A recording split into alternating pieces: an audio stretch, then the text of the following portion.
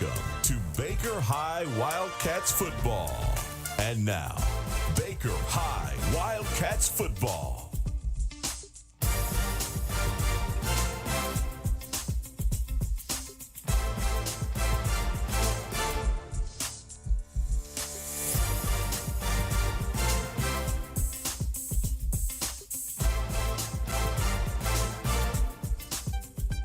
You're listening to Wildcat Football, 5 FM, WFBB. This radio station is a ministry of Lynn Baptist. And good evening, everybody, and welcome to another Friday Night Lights, Baker County Wildcat Football, coming to you live here on 97.5 FM, WFBB. Mike Cruz, Kyle Davis getting set to bring you all the action of Baker County Wildcat Football here tonight. The Wildcats getting set to do battle on the road on the south bank of the St. Johns River over at Bishop Kenny High School. The Bishop Kenny Crusaders getting set to do battle in a first-round playoff game. Class 3A first-round playoff matchup here from Bishop Kenny High School tonight. What do you think about the atmosphere, Kyle? Oh, man, you can't have a better atmosphere, Mike. We're looking at the river. We're looking at well, it's not Allswell Stadium anymore. What is it? It's Trevor Bank, huh?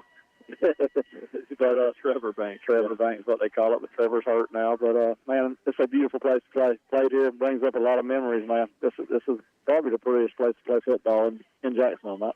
Beautiful night for football.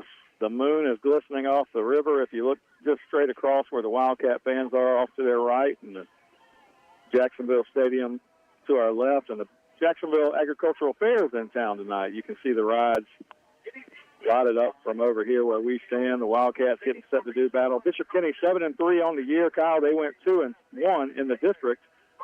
Ended up second place in their district as they lost.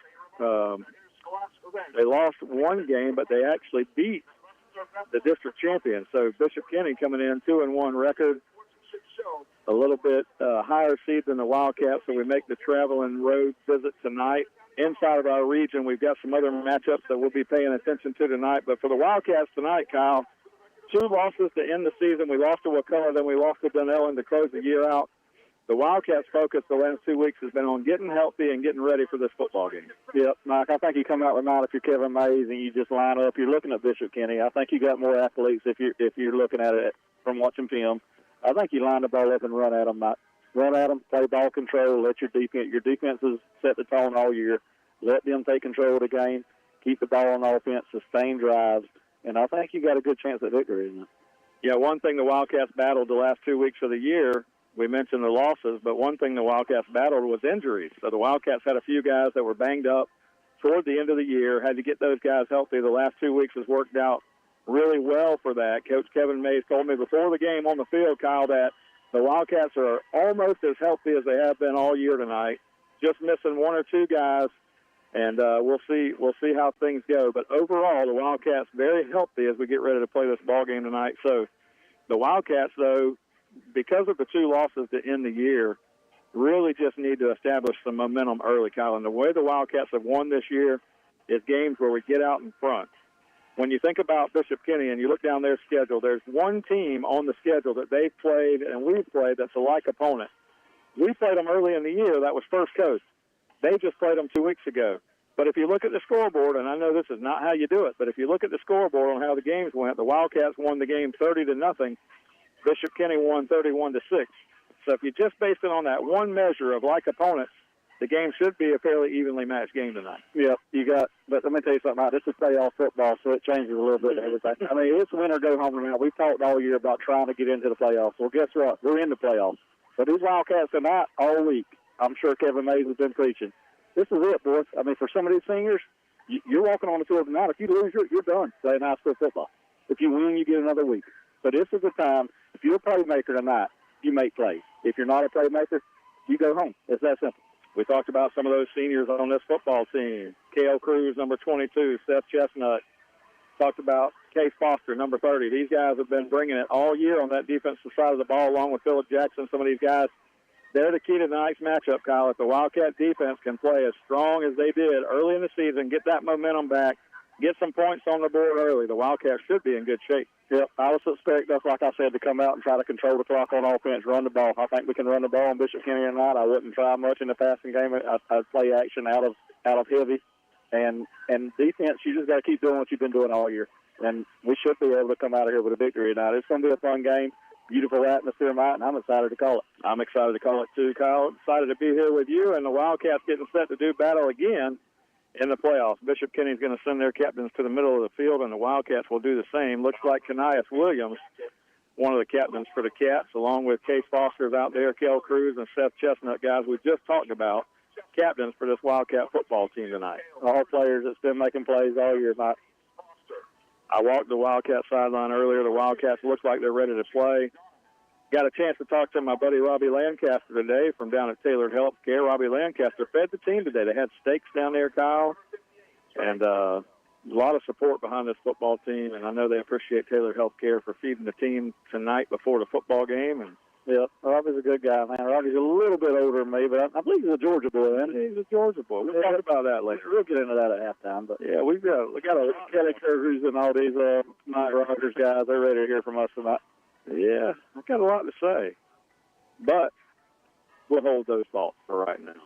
Captains in the middle of the field getting ready to play. Bishop Kenny tonight will wear all red. They've got the red pants with the red jerseys with the white numerals and the black helmets. The Wildcats tonight, the white helmets. The Wildcats tonight in white pants with the white jerseys trimmed in the red numerals, and the Wildcats wearing white helmets. So all white look tonight, Kyle. You like that look? I do like it, man. Clean right off the river, man. It's got a little good look to it. Good look. It's a good atmosphere for football. I was talking to the head coach of Bishop Kenny earlier tonight. He said, tough night for them. They've got a couple of hundred students going on a mission trip that left today, so he wasn't sure how many people would actually be in the stands tonight, but the atmosphere, the stands are filling up. Wildcat fans across the way have packed the house and getting set to go. Joseph Coretti Field here right on the south bank of the St. Johns River. The Crusaders won the toss. They elected to defer to the second half, so the Wildcats are going to get the football going right to left across your radio dial, and we'll get that started. I'm excited, Kyle. Yeah, me too, Mike. I tell you, got a good breeze coming off the river. I woke up this morning with it was a chill in there, Mike. I don't know what time you got up. It was probably warmed up by the time you woke up, but it was like 55 degrees when I left the house this morning. Wildcats will get a chance with the football to start the game to really set the tone. If you can go down and get some points and your defense does what they've been doing all year long, it can be a good night for the Cats. So we'll check all that. We'll see how this game starts out. The Wildcats will open the game with the football. We've got an FHSAA first-round playoff matchup here from Bishop Kenny High School. You're listening to the 97.5 FM. We're going to break about 2 or 3 minutes here for the national anthem, and then we'll be back. You're listening to Wildcat Football, 97.5 FM, WFBB. You're listening to Wildcat Football on 97.5 FM, WFBB. This radio station is a ministry of Glen Baptist Church in Glen St. Mary, Florida. We're blessed to air Baker County Wildcat Football live each week, and it's our hope that you enjoy the program. We know that life is busy, work, school, football, running errands around, but in the midst of the busyness, we all need a church home that brings the stability upon which you can build your life. If you're looking for a church home where you can grow in Christ and community, we would love to invite you to worship with us every Sunday morning at 10:30 a.m. Check us out on our website at glenbaptist.org or on Facebook, where you can access church info and content and even watch worship services. At Glen, you get dynamic music, gospel-centered expository preaching, and a wonderful faith community. Come grow with us. Have you ever thought about cleaning out your garage or wonder what you need to do with all those aluminum cans or scrap metal you've got laying around in the backyard? Well, look no further. You just need to load it up and head to American Recycling. Tim Hughes owns and operates American Recycling on Woodlawn Road in McClenny, Florida. They're open Monday through Friday, 9 a.m. to 5 p.m., and on the second and fourth Saturdays of every month from 9 a.m. to noon. Stop by and see Tim and maybe even cash in on that stuff you've got laying around. Tim and American Recycling say, go Wildcat. Baker County Farm Bureau wants to wish the Baker County Wildcats much success this football season. Baker County Farm Bureau, specializing in auto insurance, homeowners insurance, along with life insurance. To get started with Farm Bureau, contact Jack Baker or Justin Webb at 259-6332. That's 259-6332. Hi, this is Larry Birkins of Birkins Chevrolet in McClenny. It is truly an honor to help make these Wildcat radio broadcasts possible. Birkins Chevrolet with sales and service 6 days a week. Cars, trucks, SUVs, certified used cars. We help customers establish or reestablish credit. Thank you, Wildcat fans. From Larry Birkins at Birkins Chevrolet, US 90 in the heart of McClenny. Online at BirkinsChevy.com. For over 50 years, Dependable Heating and Air Conditioning has been serving the community of McClenny. They provide quality air conditioning, HVAC, and electrical work to the residents of McClenny and the surrounding areas. The phone number for Dependable Heating and Air Conditioning is 259-6546. Oscar and Susie Gray would like to say, go Wildcats. Again, that's Dependable Heating and Air Conditioning, 259-6546.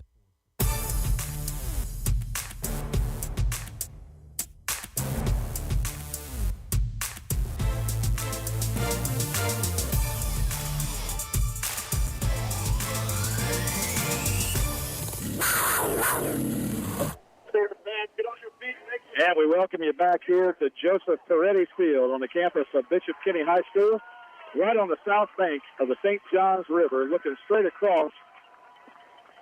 That's the Jacksonville Jaguars Stadium across the way. And Mike Cruz, Kyle Davis getting set to bring you all the action. Baker County Wildcat football here. First round playoff matchup between two District 3A teams, or two Class 3A teams. The Wildcats coming out of District 2. Bishop Kenny coming out of District 4. Bishop Kenny was second place in their district. The Wildcats ended up third place in our district after a disappointing loss to Wakulla there toward the end of the season. Wildcats finished 1-2 in the district, 5-4 overall. But Kyle, winning playoff games is what matters. And if the Wildcats can win this game tonight, they'll be 1-0. That's it. It's a new season, Mike. It's a new season, man. I'm telling you, man, there's something different in the air about it, and it never changes. No matter how long it's been, man. Playoff football is just something different than the regular season. We're here. We got an opportunity. Can we take advantage of it? Couldn't ask for a more beautiful night. It's a little chill in the air, but as fate would have it, you heard the Dependable Heating and Air Conditioning commercial right before we came back from break, Kyle, and as luck would have it, I got a text from my friend Oscar Gray a minute ago, and Oscar Gray is one of the best guys you'll ever meet. He's listening to us all the way from Colorado. So we've got some Wildcat fans all the way out there in Colorado. He's on a hunting trip out there and looks like he's doing pretty good. And it did. That picture he's saying, I don't know who killed that deer, but it was a good one. That was nice. Nice. All right, we've got it teed up, ready to go. Bishop Kenny's going to kick it off. The Wildcats will move right to left across your radio dial. Good sign for the Cats. Got Nick Williams back there along with Chase Phillips back this week. A short kick is going to be taken around the 30-yard line. Return man's going to take it all the way across the field, moving toward the Wildcat sideline, and he's not going to pick up a lot of yardage, but picks up a few, and the Wildcats will start around the 35-yard line. Mike, I think that tonight, I think we got advantages at a lot of places. I think we can line up in power and run it at them. I think we're going to have an advantage on the edge. I think speed. We're going to have to use speed on the edges also. But I would expect to see a lot of the running game for the Wildcats tonight. Number 20, Delano Ruiz was the guy returning that. He kicked it short to the up man, and Ruiz tried to go across the field, ended up around the 33-yard line. That's where the Wildcats will start at first down and 10. Registers in the shotgun, moving right to left. Here we go. Wildcats in the gun. One receiver goes in motion. Wildcats going to hand it to him on a jet motion. Here he comes. Trying to get across the 35. He will, out to the 36, maybe the 37-yard line on a first down play. Chase Phillips on the jet sweep, 4-yard gain. 4-yard gain for Phillips right there. He was one tackle away from taking that for a big game out. It was a great play by the Bishop Kenny defender. Second down play coming right at us near the Bishop Kenny sideline here. We're on the top row of the Bishop Kenny home stand. Getting ready, second down and 6, register in the shotgun. Going to send Phillips to the left, one receiver to the far right of the field, and he's got Kanias Williams in the backfield. Second down play, second down and 6, register is going to give it to Kanias. Kanias runs straight ahead. Kanias has got some room. He's across the 45-yard line. and Kanias Williams all the way out to midfield. And Kanias Williams picks up the Wildcat first down. It's a great run by Kanias right there, Mike. He broke a tackle and gained, 6 or 7 yards for the first down? Good gain. Got all the way from the 37 to the 50, gained 13 yards. 13 yards. I'm way off, Mike. 13-yard carry out to the midfield. First down and 10 for the Cats. We're going to spread them out here. We're 5 wide here, Mike. 5 wide, no backs in the backfield, 3 to the left, and we've got 2 receivers that took off way before the play started, so that's going to cost us 5. That's the one thing we can't do tonight. We cannot beat ourselves, man. We're not good enough to beat ourselves. So, I mean, the penalties you're going to have to watch tonight. What team shoots herself in the foot the most? Playoff football means we've got a statistician with us tonight, so keep your eye on our statistician, Mr. Kelly Davis over there, keeping us in check with some numbers. Yeah, if they're wrong, you can blame Mr. Kelly Davis. So. First down play, Cats 5 wide, no backs here. Register in the shotgun, takes a snap, looking to throw. Quick hitter to the right side. He was trying to hit Rhett Roden across the middle. Pass a little high, couldn't quite get to it. It'll be 2nd and 15. He was open by. He puts that ball on him. That's a good game right there for the Wildcats. It's hard to start behind the chains, Mike. A penalty on first down. We're 2nd and 15 now. It's just you cannot start behind the chains. Yeah, penalties. Yeah, well, you know the name of the game. Penalties are a killer, especially when you're on offense. 2nd down, 15. Register. Quick hitter to the left side this time. Catch. Oh, he dropped the football. Tried to throw it to Seth Chestnut out here just to get a quick hitter and get some blocking out front. And Chestnut, not normally a receiver out there, tried to run with it a little too quick. Yeah, so now we got ourselves in a big 3rd and long here, Mike. With it, I would try probably to break, throw it down the field, maybe get a pass interference there. I mean, take a shot. Yeah, the Wildcats looked like they were going to do what you said and come out and try to establish the run earlier. We go to 2 passes here, 2 passes that could have been caught, but now you're in 3rd and 15. 3rd and 15, Register. Quick throw, looking down the right sideline. He's got Chase Phillips over there. Catch was made, but he's out of bounds. He caught the football going out of bounds, a nice catch, and they're going to hold us here. It'll be 4th down. Yep. Good stop by the Bishop County defense. Great coverage. He forced him to the sideline. It was a pretty good throw by Register. Great catch by Phillips. He was just a few inches out of bounds, Mike. Yeah, he went and got the football, unfortunately, just out of bounds on the far sideline. And that's going to be 4th and 15. High punt here coming from Brock Boatwright. They're going to take it right around the 20-yard line. And a return man's going to get a block in the back, and so we're going to get a penalty against Bishop Kenny here.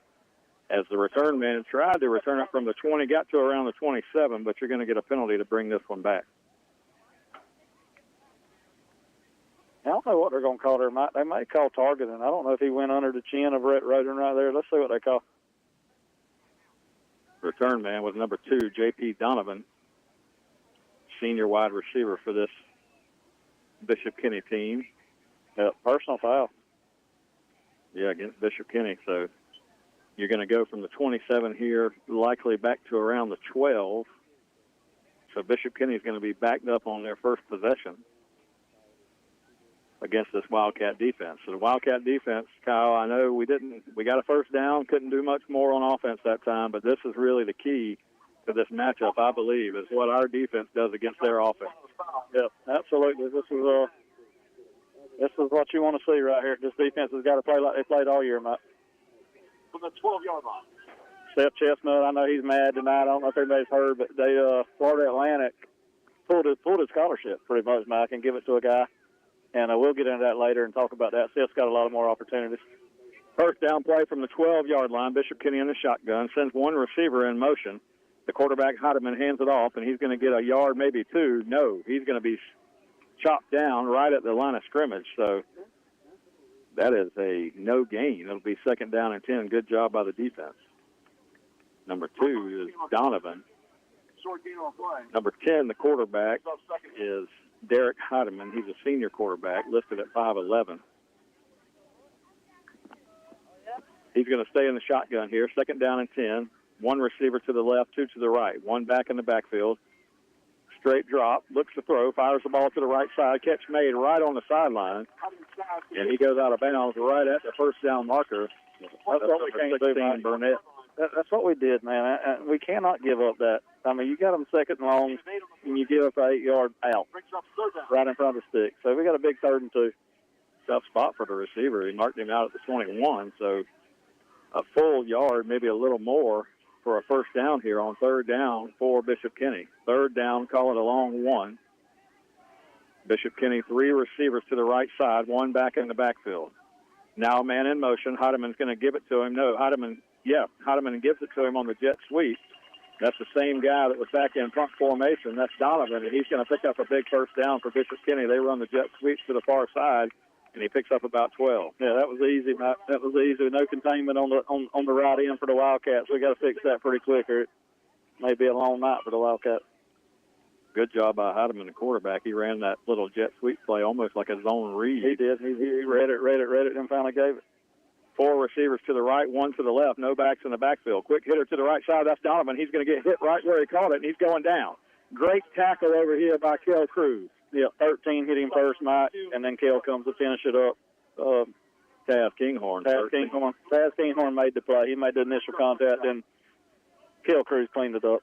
And that's what you got to do. You got to make the tackles on the edge like that and not let those guys get off because they're looking for a quick hitter, get some blocks, get up the field. Donovan loses 3 on the play. It'll be 2nd and 13.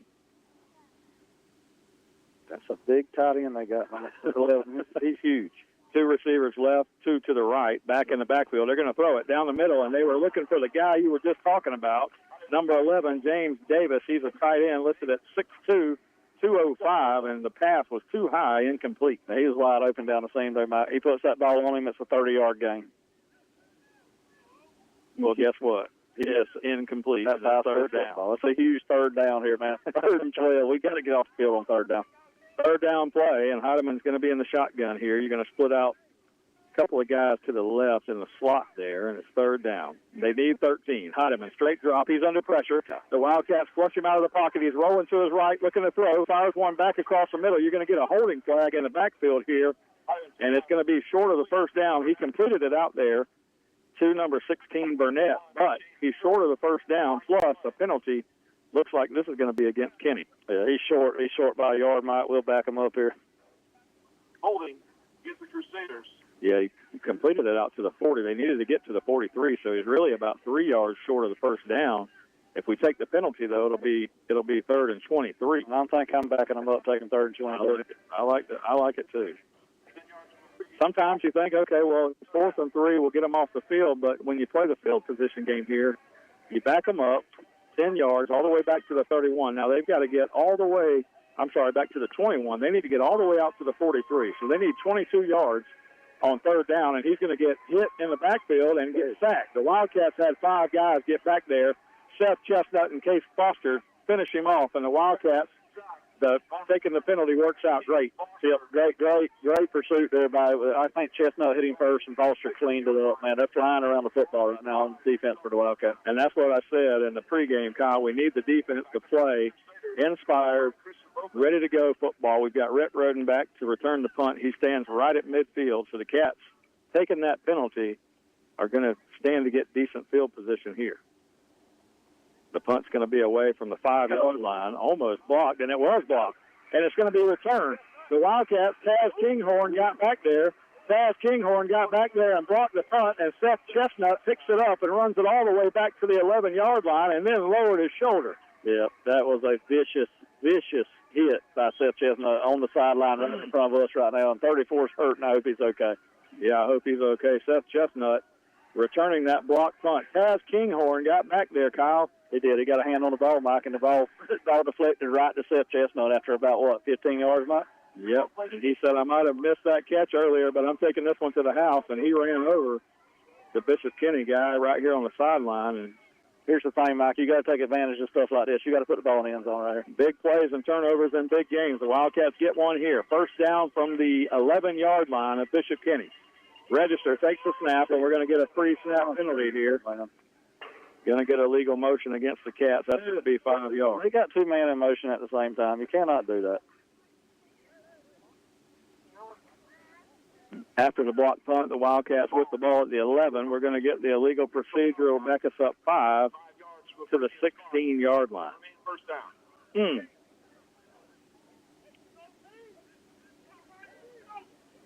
So now the Cats back to the just shy of the 17-yard line. 7:27 to go in the first quarter. First-round playoff matchup here from Bishop Kenny High School. Handoff, Kanias Williams. He's going to be inside, and he's going to get hit around the 14-yard line and pulled down there for about a 3-yard gain, maybe 4.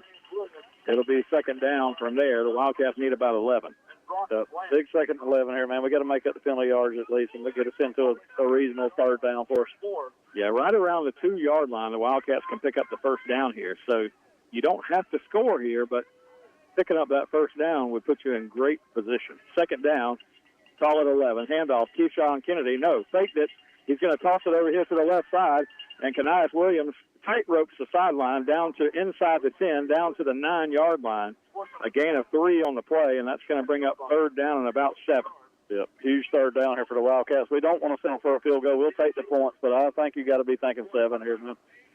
Oh, you want to score. You want to set the tone. Your defense came out.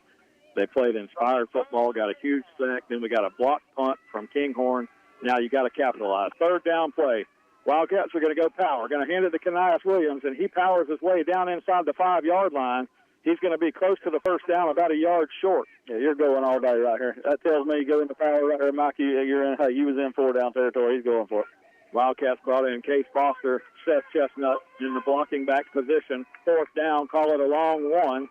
Kanias Williams straight ahead, and he's got the first down, and he may have the touchdown. And the Wildcats are going to take a 6-0 lead here on the road. Yeah, great calls by Mays. They went quick. They went hurry. Went out of power. It was in his mind. He was in 4-down territory. Never thought about the field goal. Never thought of it. He was going for the touchdown the whole time. That's a great coaching call right there from Coach Mays. Just keep the power.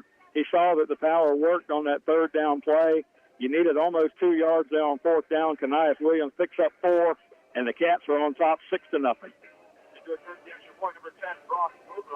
Boatwright's got the placement down, and the kick is on the way, and Boatwright sails that one close to the St. Johns River over there. A beautiful kick. The Wildcats are up 7-0. What would Larry Birkin say about that? Come on, Wildcat. It looked like Jake Lee just saved the football from going into the water, man. Great kick by Jake Lee back there. Yeah, that kick was headed to the St. John's over there, and a good job by Boatwright. Good to see him back to his regular self. Yeah, he's been good all year. Had one little rusty game.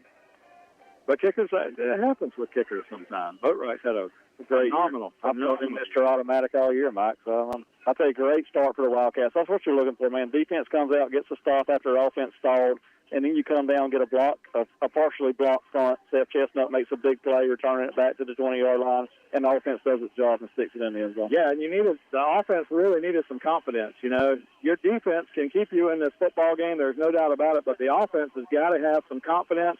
You've got to build some momentum, and the Wildcats got it right there. 6:24 to go in the first quarter. The Wildcats on top, 7-0 here on the road at Bishop Kenny. Talking about the Wildcats' potential opponents. So tonight, within our region, Tallahassee Godby is hosting Sewanee. So Live Oak Sewanee making the trip out to Tallahassee Godby tonight. So the winner of that game will play the winner of this game. So the two scenarios for you, Kyle, if Tallahassee Godby wins that game and the Wildcats are fortunate enough to win here, we will make the trip to Tallahassee Godby next week. If the Wildcats win and Sewanee wins, then Sewanee would make the trip to Memorial Stadium and we'd have a home game. Yeah, I think that's the scenario we want. But I think that's exactly what we want. The truth is the scenarios, Mike, they set up very good for the Wildcats. So you get through this game tonight, you got a home game with Sewanee, or you go to Godby, and that's two teams you can beat if you play Wildcat football. So, well, it's one team we did beat, and it's another team that, had we not turned the ball over 4 times, we probably get the win easy. We had a 14-point lead at Godby in the second half of that football game, and even late into that game. Take the ball up. Low swift kick here from Boatwright, taken around the 10-yard line. That's that receiver, Donovan, and he's got some room. He's across the 30. Donovan takes it to the 40. Across the 35. He's going to be hit across midfield. And what a return by number 2 for Bishop Kenny, as he is all the way down inside Wildcat territory. Yeah, boy, that ain't good. No, it's a good return for Bishop Kenny, not good for the Wildcats. But first down and 10, the Wildcat defense back on the field. We'll see if we can potentially turn another one over here. Get a timeout on the field, mid-quarter timeout. The Wildcats on top 7-0. We'll take a 30-second timeout. You're listening to Wildcat Football on WFBB. Dual State Real Estate is a proud supporter of Wildcat football. We offer home and land sales as well as property management in Florida and Georgia. Come in for a free consultation and we'll show you how to get up to 16% more for your property. Mention this ad and we'll give you free buyer representation. Don't hesitate. Call Dual State, owned and operated by Sabrina Thrift. Call us today at 904-397-0263 or check us out at dualstaterealestate.com. We'll give you service you deserve from people you can trust. And at Dual State Real Estate, we are always Wildcat proud.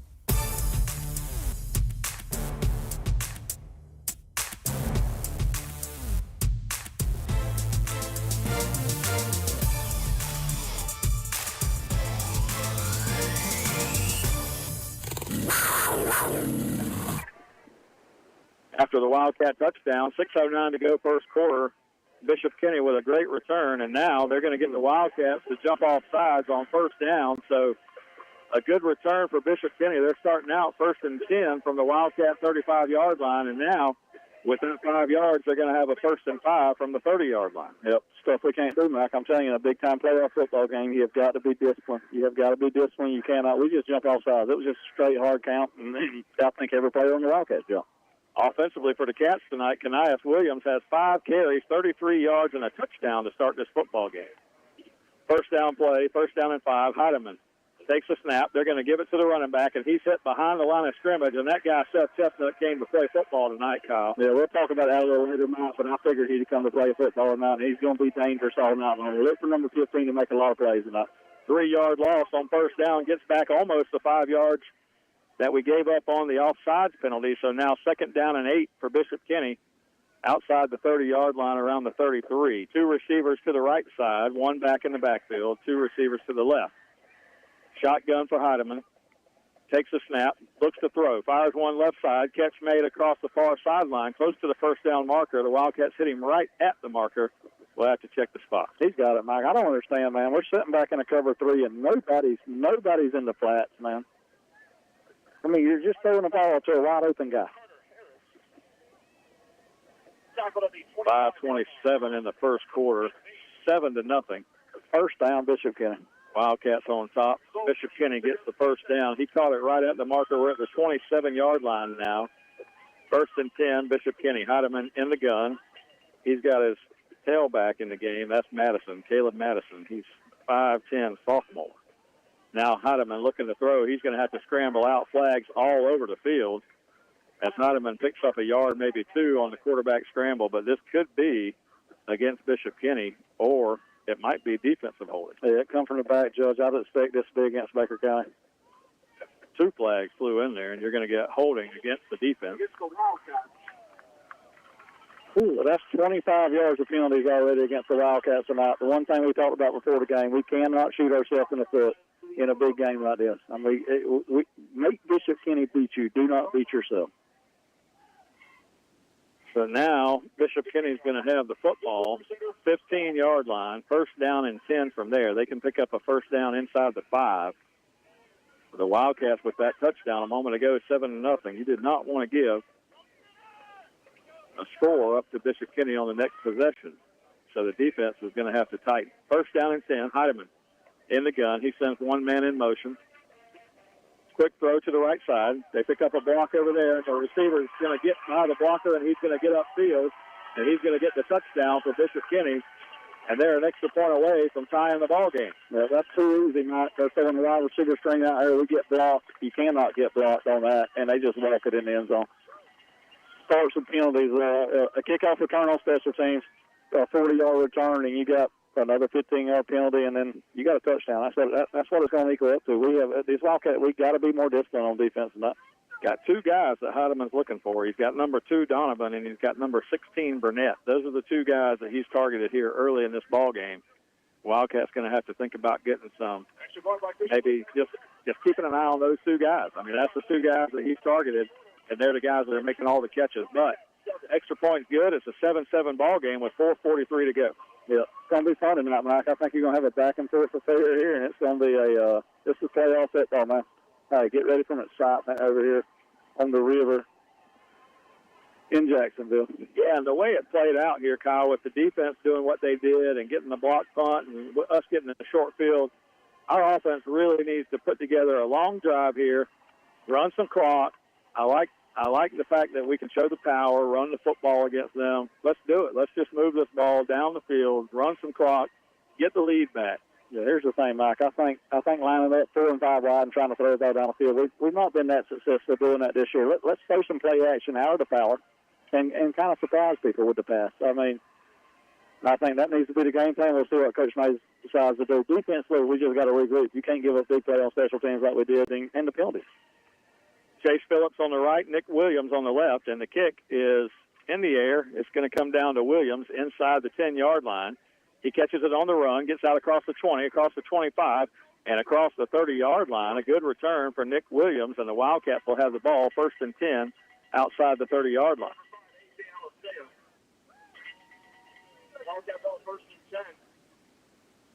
Maybe the 35. Yeah, good return. Around 33-yard line. Wildcats will send Register to the shotgun with 2 backs in the backfield here. 1st down and 10 for the Cats, just inside the 35-yard line. 7-7 ball game, 4:36 to go in the quarter, and another pre-snap penalty here.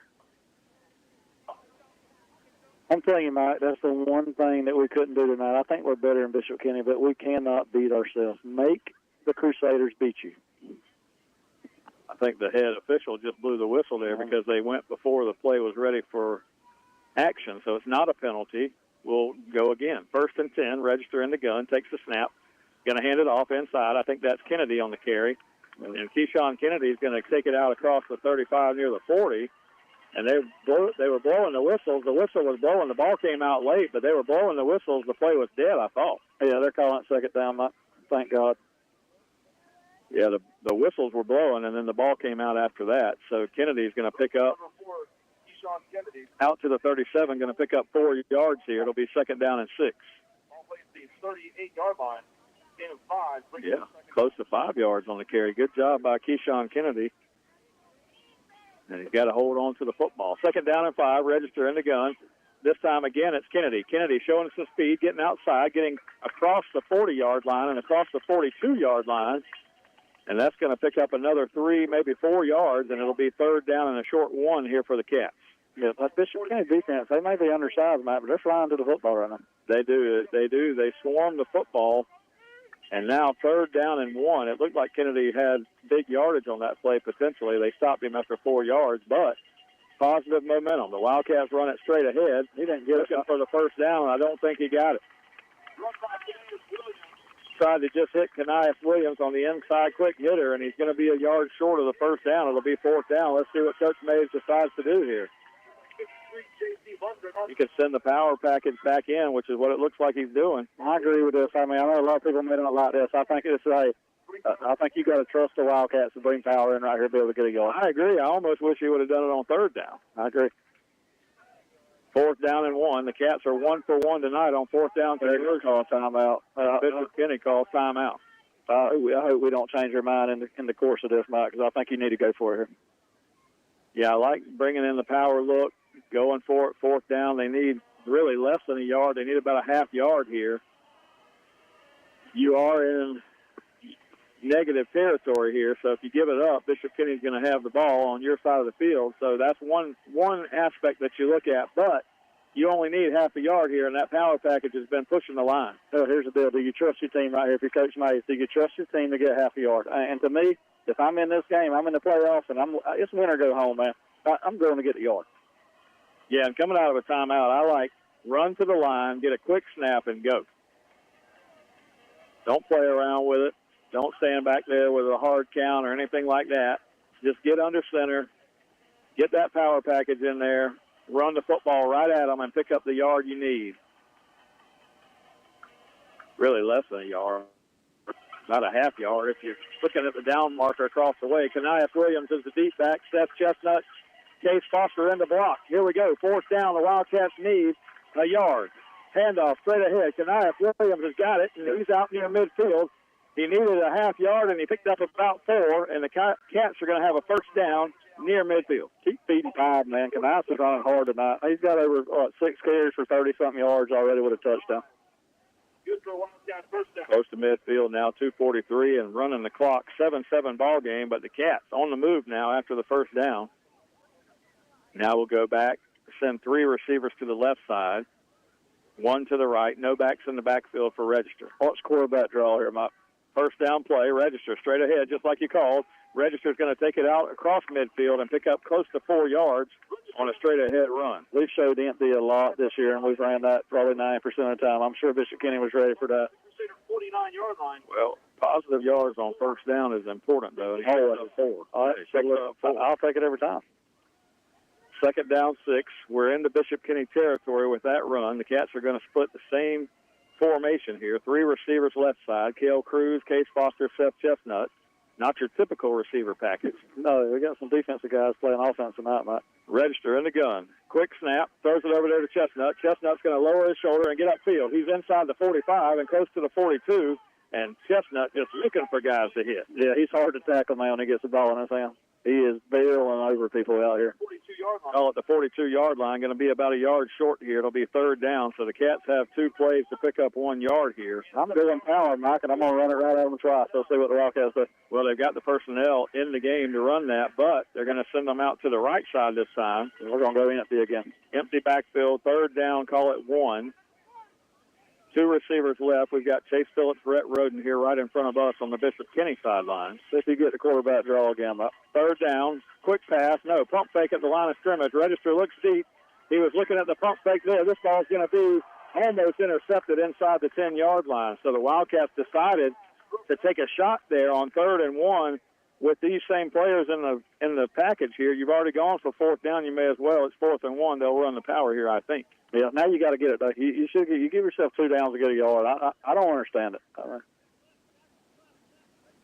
Second down. Oh, that was the first down on the previous. Now I understand the shot now, man. I thought we were short. Well, I mean, it's a long way to the down marker over there. You can see how I would. Mistake a 4 for a 1, right? Yeah, you got me thinking it's 4 for 1, man. Second down 10. Quick throw. Chase Phillips has got it. Makes a man miss. He's at the 35. Chase Phillips down to the 32-yard line and close to another first down. Little hitch out here to Phillips on the left side, man. Great throw and catch. Great run by Phillips.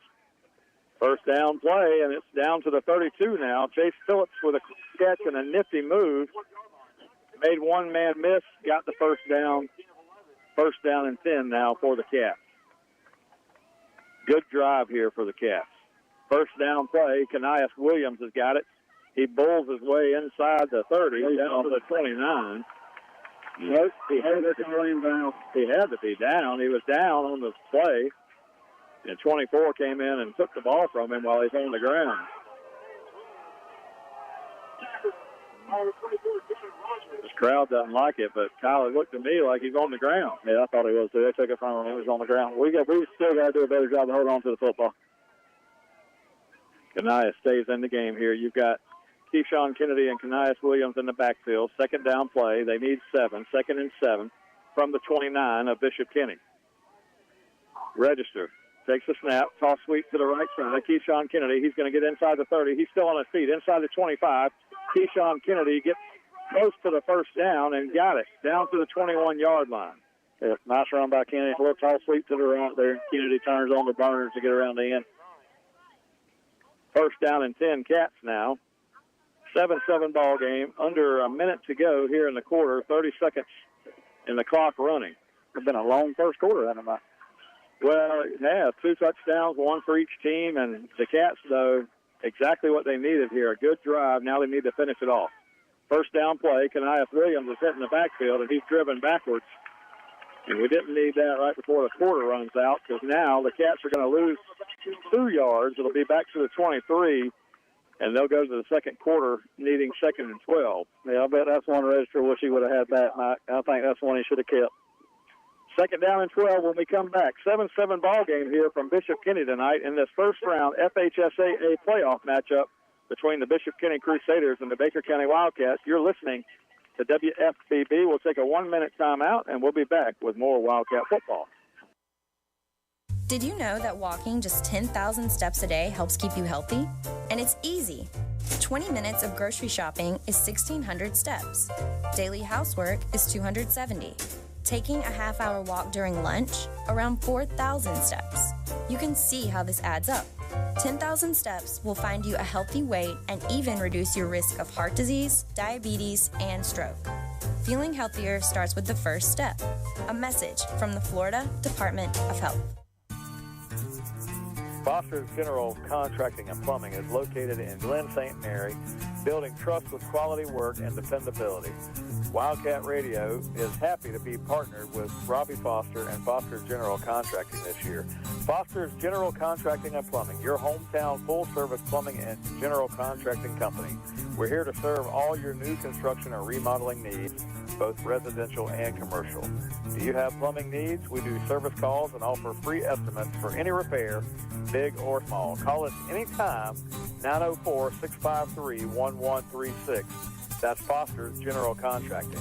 You can also go online to fostersgeneralcontracting.com. Locally owned and operated and has proudly served Baker County since 2006. Let's go Wildcats.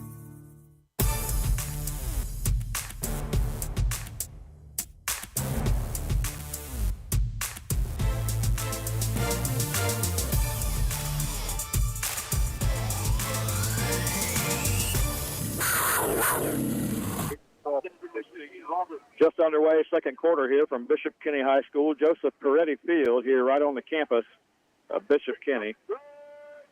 Crusaders and Wildcats doing battle in this first round matchup, 3A first round FHSAA playoff. The Wildcats now with a third down and 12. 7-7 ball game, just underway, second quarter. Hudson Register in the shotgun. Threw an incompletion there on second down. Third down, looking to throw. He's under pressure. Register's going to be pressured. Now throws one down the field. A catch is made, but a flag comes down behind the play. This might be holding against the Cats. It is not. It is. 35. That would have been a first down inside the 10-yard line. Who caught that? Any idea? I think it was Chase Phillips. It doesn't matter as the penalty is going to, it's coming back anyway. But a nice play from Hudson Register there. He bought some time. He got away from the defender who was trying to catch up to him, able to scramble over to his right, makes a good throw down the field. Unfortunately, we had a holding call behind the play. So it sets up a third and 16, Mike, and it backs you up. It hurts you here because it takes you out of field goal range, too, I think. Yeah, the ball's right at the 29. It'd be about a 46-yarder from here. So if we pick up maybe 6-7 yards, he might think about it.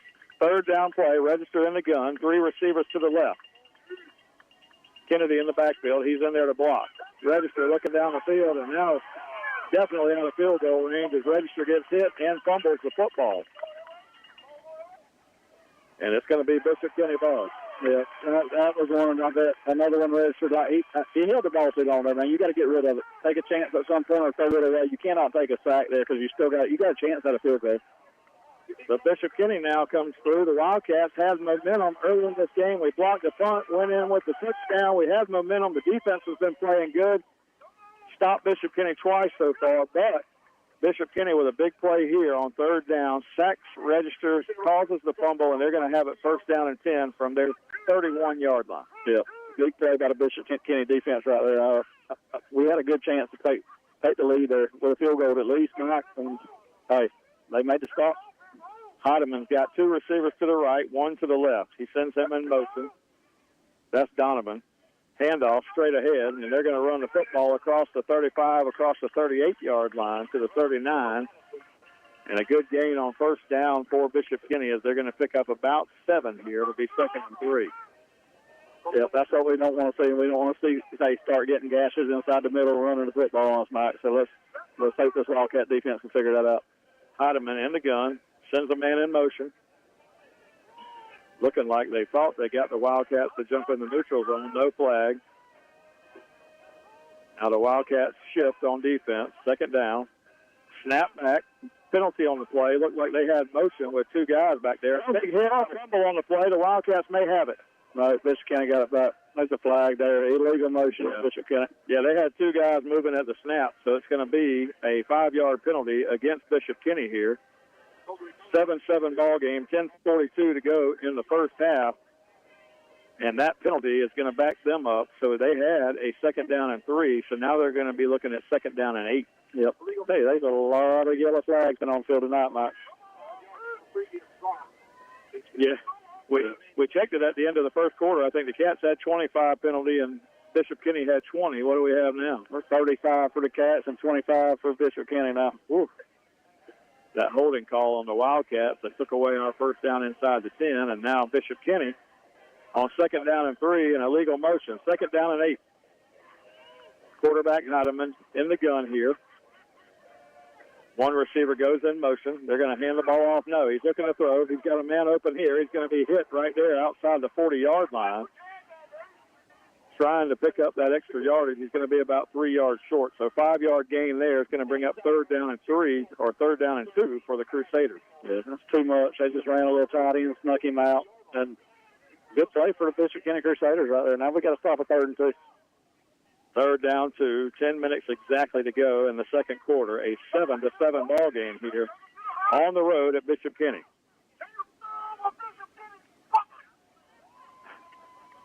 Heidemann's in the shotgun. They're going to run 2 receivers to the right side.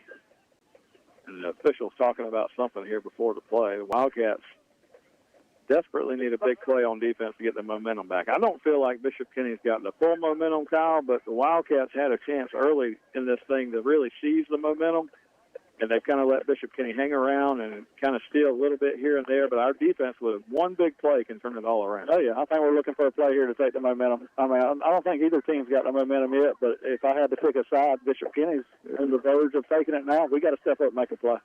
Well, they actually stopped the play here because they're going to measure to see the first down yardage here. I thought he was stopped 2 or 3 yards short when they lined it up.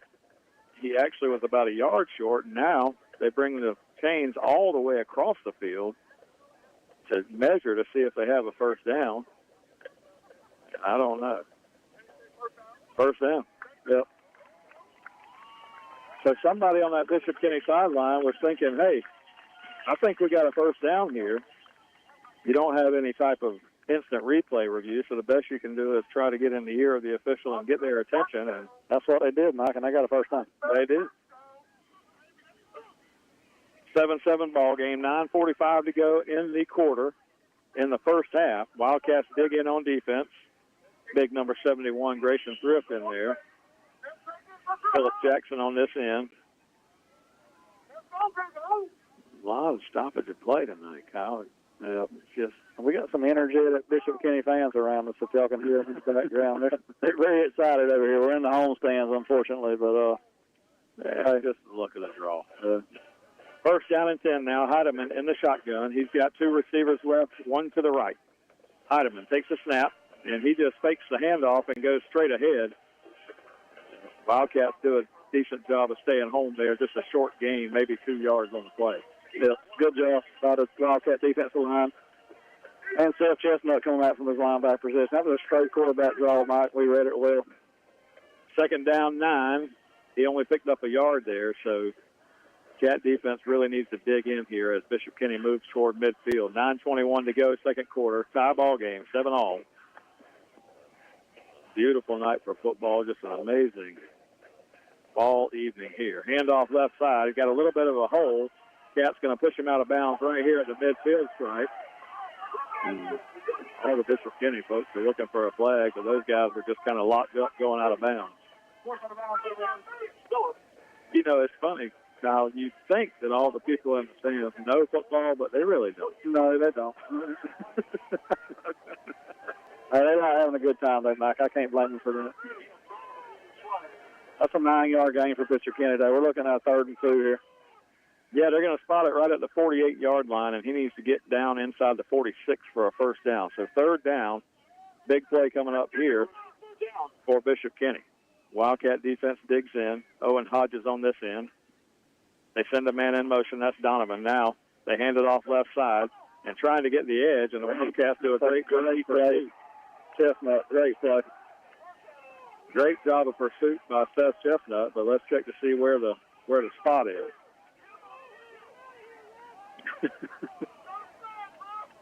You hear these Bishop Kenny fans. They're into it. I'm trying to see where the spot's at, Mike. I don't know what's going on here. He's going to have it, I think. He's going to have the first down. He leaned forward. He got the 46-yard line, and that's where he had to get for the first down, so I think he's got it. Yep.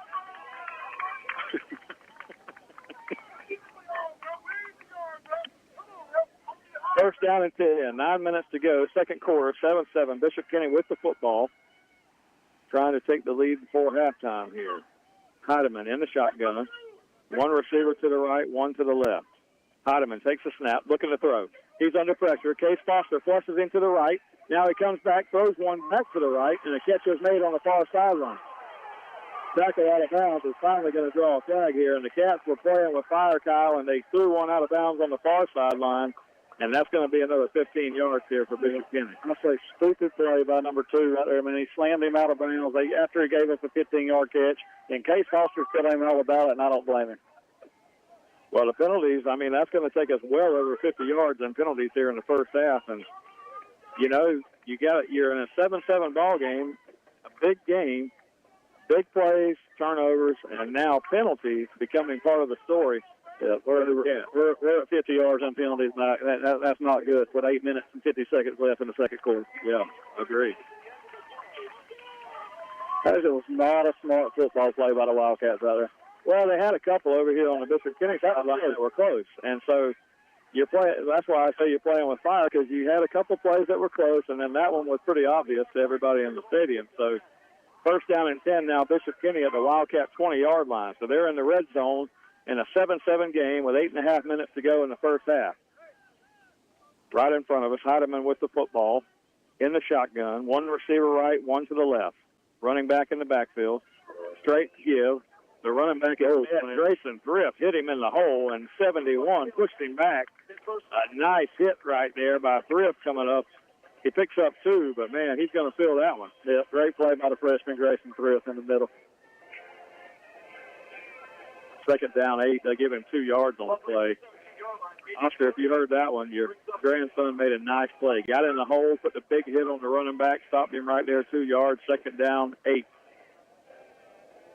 Yeah, this defense needs to step up here, Mike. I don't want to be playing from behind tonight against this Bishop Kenny team. No, I don't either. 7:50 to go, second quarter. Bishop Kenny running a lot of clock. Just running clock, taking their time. But that play clock hasn't started on time either, so they're getting some time. It's just started. I know. Second down, running back out of the backfield in motion. Heidemann looking to throw. The pocket opens up for him. Now he fires one down toward the end zone, and they're going to get a touchdown. Bested play right there, Kyle. The quarterback was going to scramble out. At the last minute, he saw the line of scrimmage and stopped, and he found number 16. That was Peyton Burnett down in the end zone for a touchdown, and the Crusaders have taken the lead. Yep, I think we got to get some pressure on the quarterback, man. When he gets time and makes room for himself, he's dangerous. He throws the ball well on the run. And maybe we need to bring some blitzes from the corner, bring some blitzes from the outside linebackers. You got to get some pressure on this guy. If you don't, he's a pretty accurate passer, Mike. For sure. Kicker in to attempt the extra point here. Bishop Kenny with 13 unanswered points. The extra point is on the way, and it's good. So 14 unanswered points. The Wildcats opened up the game with a 7-0 lead. Now we trail 14-7. Let's take a 2-minute timeout. You're listening to Wildcat Football on WFBB. You're listening to Wildcat Football on 97.5 FM WFBB. This radio station is a ministry of Glen Baptist Church in Glen, St. Mary, Florida. We're blessed to air Baker County Wildcat Football live each week, and it's our hope that you enjoy the program. We know that life is busy, work, school, football, running errands around, but in the midst of the busyness, we all need a church home that brings the stability upon which you can build your life. If you're looking for a church home where you can grow in Christ and community, we would love to invite you to worship with us every Sunday morning at 10:30 a.m. Check us out on our website at glenbaptist.org or on Facebook, where you can access church info and content and even watch worship services. At Glen, you get dynamic music, gospel-centered expository preaching, and a wonderful faith community. Come grow with us. Tailored Healthcare Clinic right there in McClenny on South 5th Street. 259-5929 is the number. They offer primary care, traditional primary care services through the insurance direct primary care memberships for an affordable monthly plan. They've got lots of different services they offer. Hormone replacements, one of the things they do, medical weight loss, aesthetic treatments, including Botox. Give them a call, 259-5929.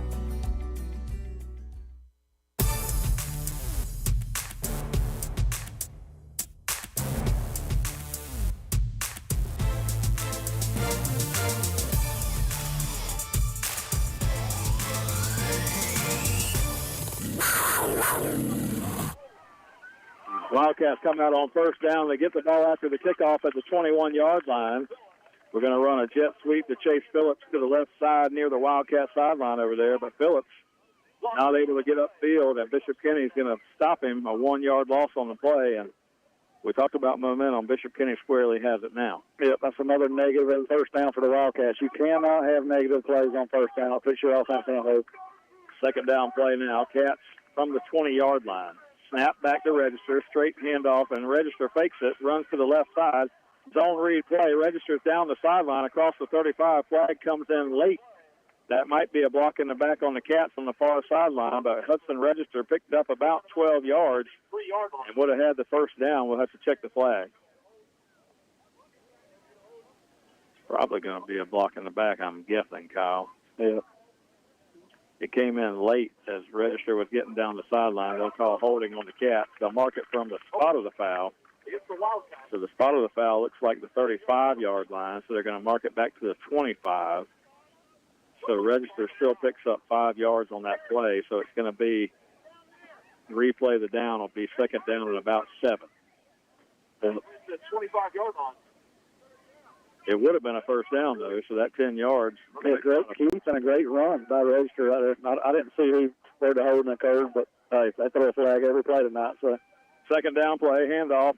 No, Register keeps it again, zone read this time, and that time he's not going to get the corner. He's going to get cut down in the backfield, and now the Cats are going to be facing a third and long. Yeah, 3rd and 10 now, Mike. So we lost 3 on there. It sets your offense up for, I mean, it's just not successful to get in these kind of downs and situations. No, it started bad on the first play. The jet sweep lost a yard. Then we get the holding penalty on second down, and now you're looking at 3rd down and 9 to keep the drive alive. And you don't want to give Bishop Kenny the ball back before halftime. They get it to start the second. Yep. We don't want 2 for 1 here. 3rd down and 9. Register keeps it again. He's going to be across the 25, out across the 30-yard line, but he's going to be 2 yards short of the first down. That's a great keep by Register and a great run. We're 2 yards short, and let's see what the Wildcats do here. I think they're going to go power and try to get it back. Yeah, they're going to keep Register in the gun, and they're going to look for a hard count here, my guess. And they didn't bite on the hard count to start. I think we're going to punt this, Kyle. No, we may run it down, call timeout. I don't understand why we don't run the play clock down there if that's what we're doing, Mike. Well, he lined up, tried to get a quick hard count. They got one guy to flinch, but nobody to come in. And then they call a timeout. Why not run the clock down? I mean, 5:24 to go, second quarter. 14-7 game. Bishop Kenny's got the lead, and they've got the Wildcats in a 4th down and 1 situation here. And we've gone for it a few times on 4th down tonight. Will we try it again? Both sides in the game. I don't know if this ain't a situation you're looking for a fake in, Mike. Let's see. I don't know if they have one. You think they got one? They got one, I'm sure. Number 2 is J.P. Donovan. He's had a big kickoff return tonight. He's back to return the punt. He stands at the 45-yard line. I think Bishop Kenny may be looking for the same thing. Let's see what happens. Boatwright stands at the 17-yard line. The snap is a good one. Boatwright's got it in his foot. Good high kick coming down. Fair catch called for.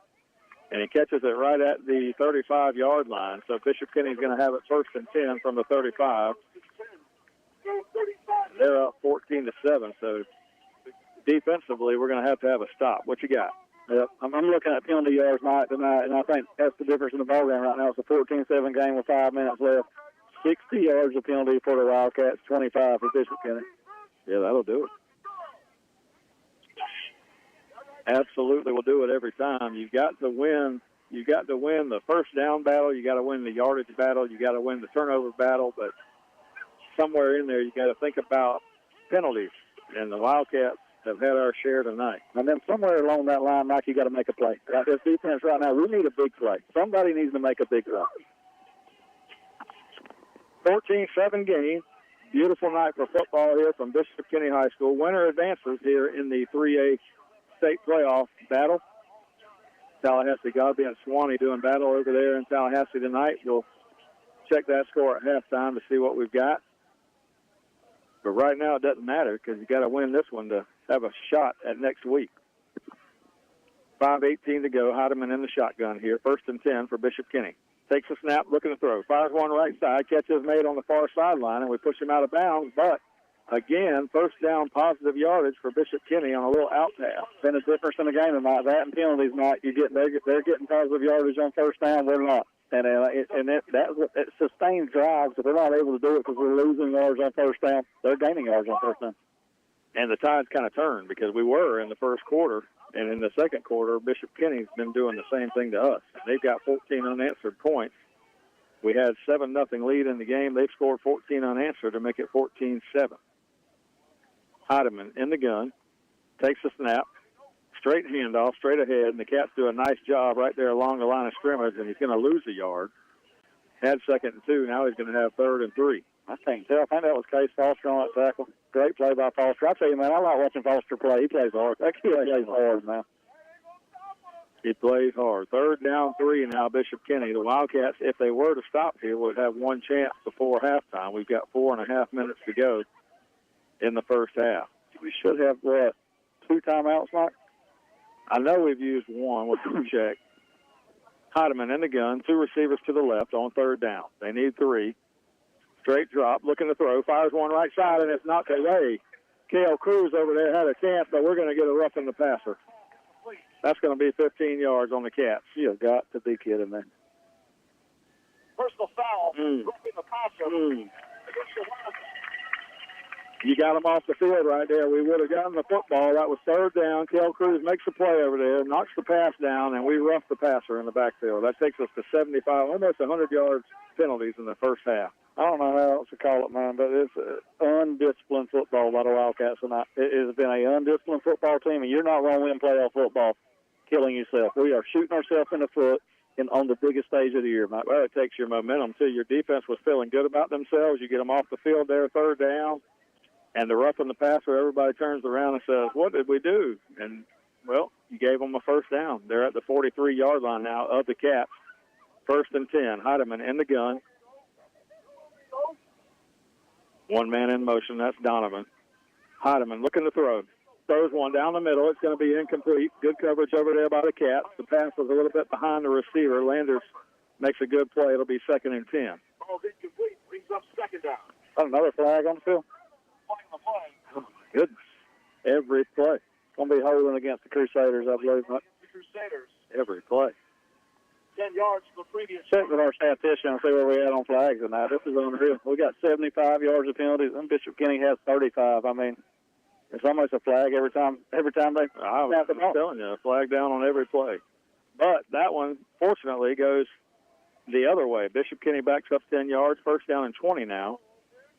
Back in their own territory here from their own 47-yard line. They're going to give it on the sweep to Donovan. Donovan's going to get hit right across the line of scrimmage. Might have picked up 2. Seth Chestnut with a good tackle there for the Cats, a short gain. Yep, great play by Chestnut on the edge right here. Their jet sweep to number 2. They're trying to get the ball to number 2. That's our playmaker, Mike, and Seth Reddick good comes up making a nice tackle. Yeah, 2 and 16. Those are the guys. Burnett caught the touchdown pass a moment ago. He's 16. 2 on the other side. That's Donovan. Picked up 2 yards there. 2nd down and 18 now. 3:19 to go in the first half. Heidemann now sends Donovan in motion again. Fakes the handoff, looking to throw. He was under pressure. Has to scramble out, rolling to his right. Fires one down the field. It's going to be caught. And Donovan caught it, and he's going to be short of the first down. It'll be 3rd down and about 8 after the pass completion, maybe 10. But he does pick up yardage there. But a long 3rd down coming up. Yeah, 3rd and 9. I'll tell you, Bishop Kenny's quarterback throws the ball well on the run, Mike. He's been under pressure a few times tonight and made great throws. I mean, with pressure and strictly rolling out to his right and left. I mean, he throws it good both sides on the run. Yeah, he reminds me of another guy that wore number 10 for Bishop Kenny. His name was John Walford.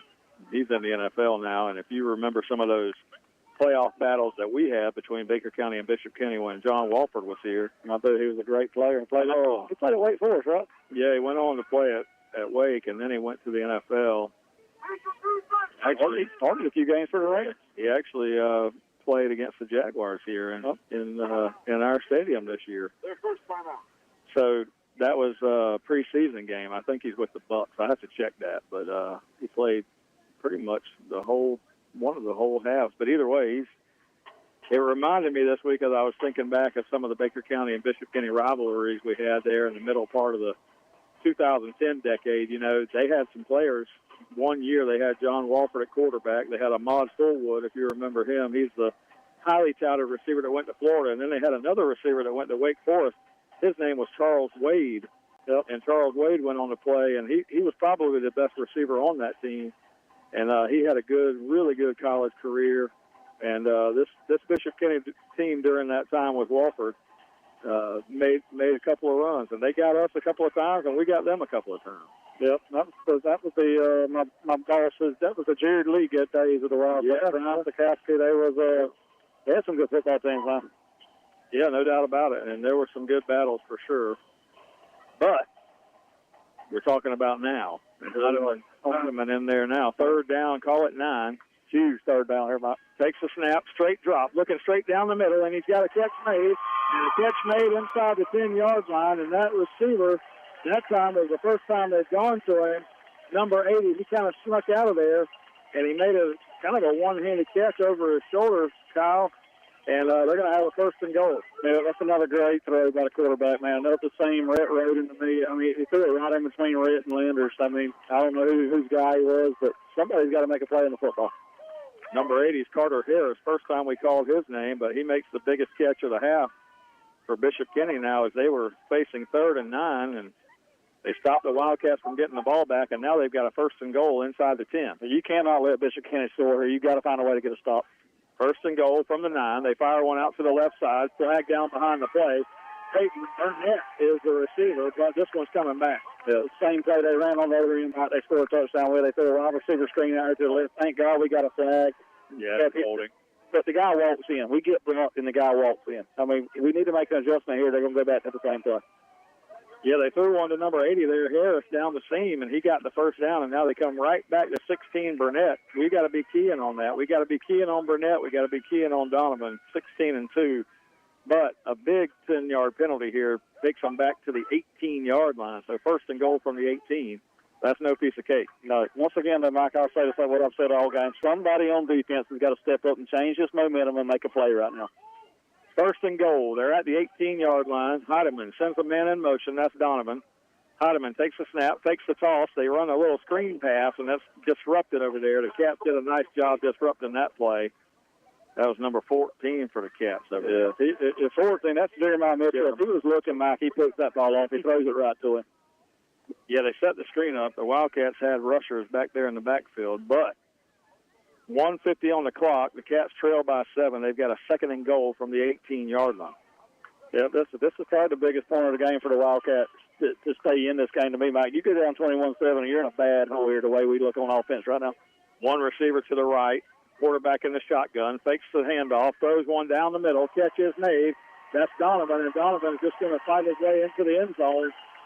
16-2, I'm telling you, they come back to 2 across the middle. He scores a touchdown. Burnett scored the last one. And now Bishop Kenny is on a 20 unanswered point roll here, and they've got a 20-7 lead with 1:43 to go in the half. Yep. The difference in this ball game tonight is they got 2 guys making plays, and we have nobody on the Wildcats right now that'll step up and make a play. And they're looking for them on every chance they get. 16 Burnett, 2 Donovan. Now the extra point, and I don't tap down. The placement is good, and it's a 21-7 ball game. And I don't know if this quarterback's looked this good all year, Mike, but if he has, he looks like John Walford. I can tell you, he looks very good tonight, and we got no answer for him right now. Well, they're 7-3 on the year. They've won 7 football games, and they had a little stretch in the middle part of the schedule. If you look at their schedule, they won 3 games to start the season. Right in the middle of the part of their schedule, they lost 3 games in a row, but then at the end of the season, they won 4 in a row. So 3 in a row, 3 losses in a row. Then they won 4 in a row to close the season out. So they were coming into this game with a little momentum with a 4-game winning streak. We were coming into this game needing some momentum, losing 2 games to end the season, and now giving up 21 unanswered points. We've got to have an answer. Yep. I think you got a minute 43 left with 2 timeouts. You about got to have an answer right now, Mike. They get the ball coming out at halftime. You got to go down and get some points right here. I agree. I think the Cats need to answer and need the answer right now. Chase Phillips, Nick Williams, they're going to kick it high to the sideline over here, and that's a catch that we make on the sideline that we should let go out of bounds. It's going out of bounds, man. Kick off. Tough play right there. That's just a freshman out there trying to make a play. He didn't look down to see where his feet are, and he catches it at the 25 out of bounds. But if he doesn't, it's 10 more yards. So. Yep. That's a freshman, though, man. Hey, them young guys learn. That's how you learn. You get on the field and you play as a freshman. That don't happen for everybody. That's Nate Welch. I love that kid, man. He's got a great kid, a great future ahead of him. I keep saying it. That kid's got a chance to be very good. First down and 10 now, Cats from the 25-yard line. 21-7, the Crusaders on top. Register takes the snap, fires one left side. Catch made over there. Got a block. Going to get it down the field about 9 yards on the play. We got to go, Mike. We got to go fast. I was just informed by our statistician we have 1 timeout, not 2. Delano Ruiz on that catch and run. So we got a minute 24 and counting here. Another flag on the play is going to back us up. Every time we go forward, Mike, we're going back. We're backwards. It's unbelievable. Every time, you're right. And it seems like those flags are just contagious, and we've got to be getting close to 90 yards penalties in the first half. 85 yards of penalties in the first half. If we keep this up, Mike, we're going to have 200 yards of penalties in it. Yeah, I mean, that's a situation where you got a 9-yard gain, you got some momentum, you keep going, but now you're backed up first down and 20, 10 yards the other way. That's a net 19-yard loss on that penalty.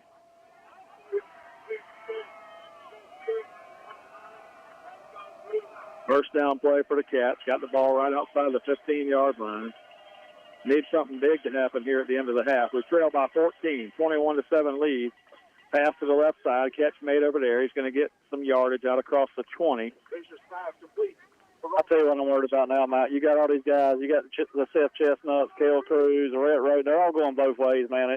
And being down going into the second half, or these guys, you got Foster on offense right now. I mean, these guys are going to wear out. Yeah, it's tough. I mean, it's a tough spot that you're in right now. Having those guys on the offensive side of the ball has given us some spark on some drives, but you're right. It's going to take a toll. Second down, the Cats need about 13. We're set up at the 21-yard line.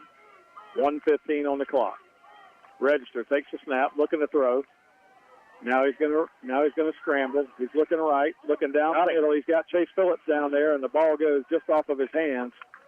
Register just scrambling around, trying to make a play there, and he almost had a deep one to Chase Phillips. Yeah, I thought that was a pretty good throw. That was a good thrown ball by Register right there. And I think Chase Phillips got to make that play, Mike. I've been talking about making plays. That was the opportunity to make a play. You're in a third down now, third and long. I'm not sure you don't run it with a minute 05 here. Make Bishop Kenny take their timeout and come ball and get out of here at 21-7 at halftime. You don't want anything bad to happen here on third and long. Third down, the Cats need 13 yards, 1:05 to go. Clock stops, 21-7, Bishop Kenny lead. Register just going to run it straight ahead, and Register is going to get the 25 and maybe the 26 here, and they do call timeout. Coach McPherson is going to take a timeout. Anybody knows from Baker County, Tom McPherson used to be the head coach for Baker County. He's the defensive coordinator for Bishop Kenny tonight, and Bishop Kenny is going to have 2 timeouts left and with 57 seconds there, and we're going to punt the ball away. Yeah, the Cats unable to get a first down here, trailing by 14.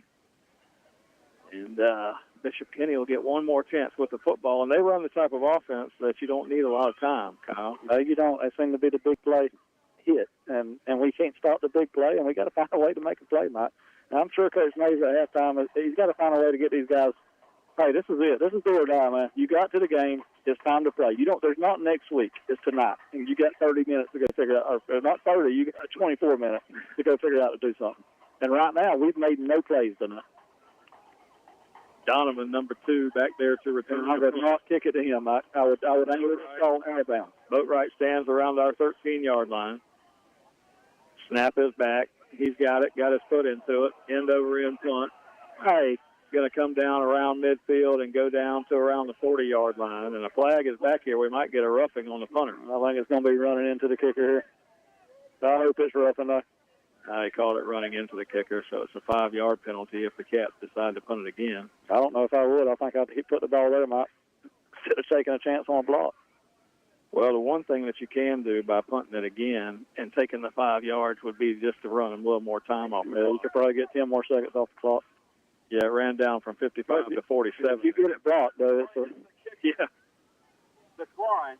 Yeah, it's definitely a gamble, but Bishop Kenny's going to get it after we decline the penalty. So 47 seconds left, and they've got it at their own 40-yard line. So we'll see how they choose to end the half here. They're going to run some quick hitters, I'm sure, and see what they can pick up on first and second down. They've been successful on offense tonight. They're not going to come out and run the ball, Mike. They're not running the clock out here. They're going to score a touchdown, I can tell you.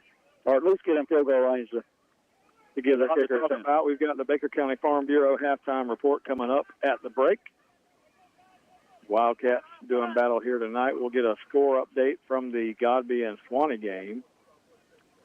But that won't matter to us if we can't come back and get some points in this game. But a lot more to talk about at the halftime break. Stay with us.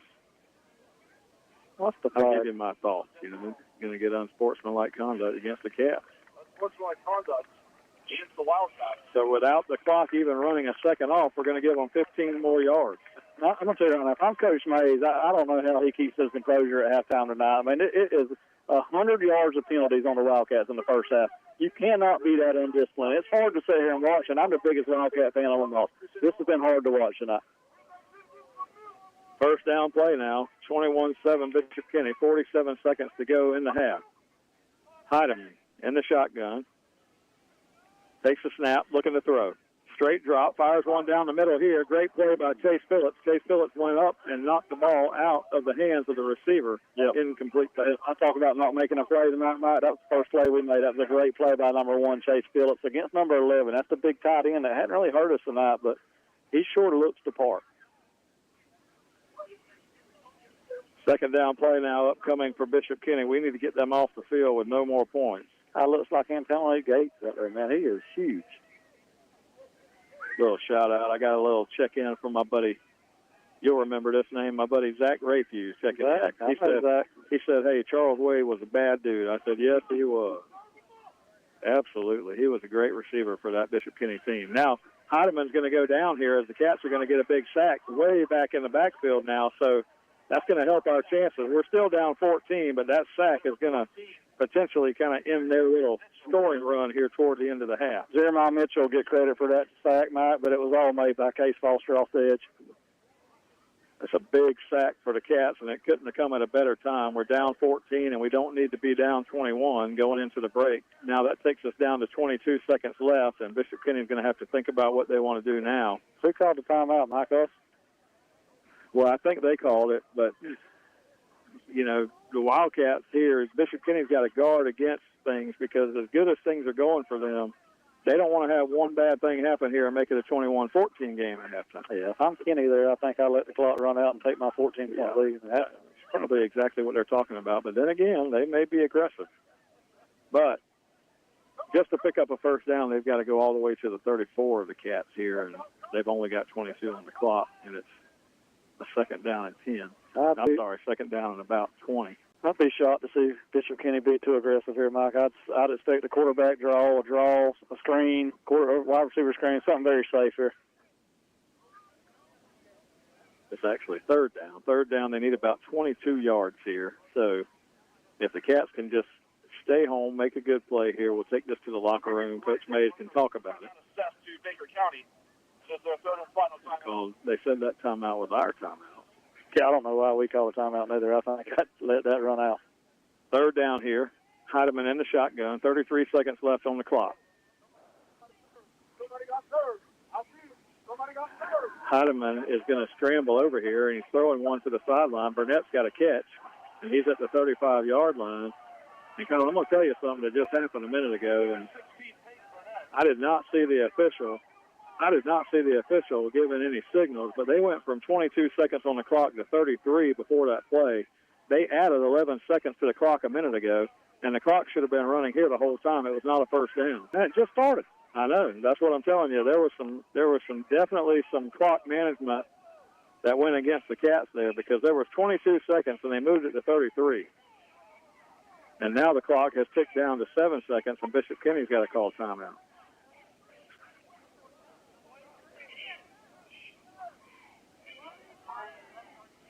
Well, it's not a first down. The clock runs. I'm pretty sure nobody on the field knows what's going on right now, including me, Mac. Well, I think what the Bishop Kenny coaches are saying, we need a measurement here. But the thing is, this clock should have never stopped. And first of all, they added 11 seconds. It was at 22. It went back to 33.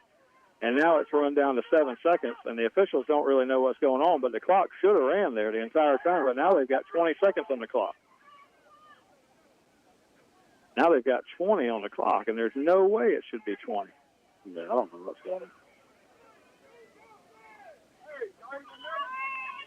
No way. Timeout, Bishop Kenny, with 20 seconds on the clock now. Well, the Cats are getting the business with the clock right now, because I'm telling you, before that play a minute ago, there was 22 seconds on the clock. It changed to 33 before the play ran. Now it's back to 20. The clock should have ran the entire time that it did. Now, had they called timeout on the field or something like that, I can understand the clock stopping, but it ran all the way down to 7. Now they put the clock back at 20, and they didn't get a first down. He wasn't out of bounds. That home field cooking, Mike. I'm telling you, there was something messy about that whole situation. This whole first half been messy. Well, they don't need help, though. You know what I mean? They don't need help. They don't need help. They don't need help. We'll give them all the help they need. They need no help. All right, well, the way it stands, it's fourth down. They need a yard. They're at the 35-yard line. There's 20 seconds on the clock. They've got a 21-7 lead. How many timeouts they got? 0. No timeouts. So if they run the ball and don't get it, the clock runs out, Mike. No backs in the backfield. Fourth down. Now the quarterback runs up behind center. He's just going to sneak it straight ahead, and you're going to get a flag against Bishop Kenny here. Illegal motion against Bishop Kenny. Their coaches don't like it, but now if I'm Kevin Mays, I'm yelling at him. As soon as this thing's spotted, it should run the clock. Yeah. That was a running play. Offensive penalty. The clock should run. Why ain't the clock running? Well, now they're running. So we'll go to halftime. Well, they're running the play clock, but not the game clock. Why is the game clock not running? Should be running. The only way it doesn't is if they call that a dead ball penalty, which they must have. All right, here we go. Second down, fourth down. They need 9. Catch is made by Burnett. He's got the first down. They're down to the 25-yard line. But now they're going to have to hurry and get the chain set. The ball is set. Now the clock is going to run. 12, 11. They're going to clock it with 10 seconds to go, 9 seconds to go in the first half. Ball plays with a 25-yard line. My goodness. This is unbelievable. Well, it's gotten sloppy, and that's where, to the folks that are listening on the radio, it may sound like we don't know what we're talking about sometimes, but it's just because it's really sloppy on the field right now, and there's things happening that don't normally happen. But either way, these last 20 seconds, it took a minute and 20 seconds, and I don't think the referees really know what time's supposed to be on the clock right now. We got 9 seconds is what it's looking like here. They got no timeouts. They're going to run second down and 10, 9 seconds on the clock. Heideman's in the shotgun. They're at the 25-yard line of the Wildcats. Take the ball to the sideline. Heideman in the shotgun. Oh, my gosh. Heideman dropped back, looks for Burnett down the sideline, and they got a touchdown. Nobody covered him. He was all alone. And that's going to be 27-7. Bishop Kenny here before the half. And the Wildcats, they're close to getting run out of here. All the momentum on the side of Bishop Kenny right now. Yeah, as I say, deflated Wildcat sideline over there. And as it should be, man,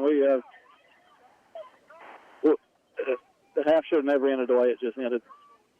Extra points on the way, and it's good.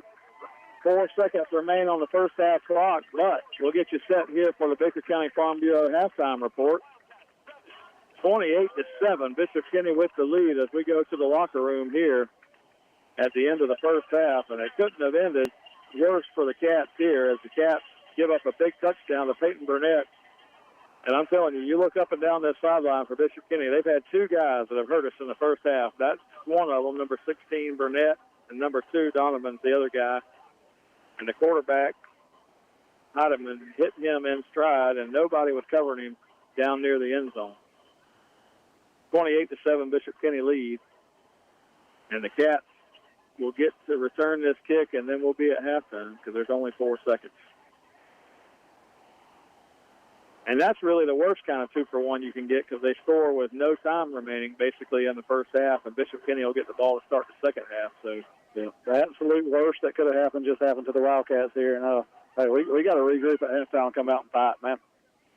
High kickoff comes down, going to be taken over there by Welch. Welch is going to return it. He's out across the 25-yard line. He's up into there, and that's going to be zeros on the clock. So, Wildcats give up 28 unanswered points to Bishop Kenny here in the first half. The Wildcats had a 7-0 lead, and now it's 28-7 Bishop Kenny as they take this lead to the locker room.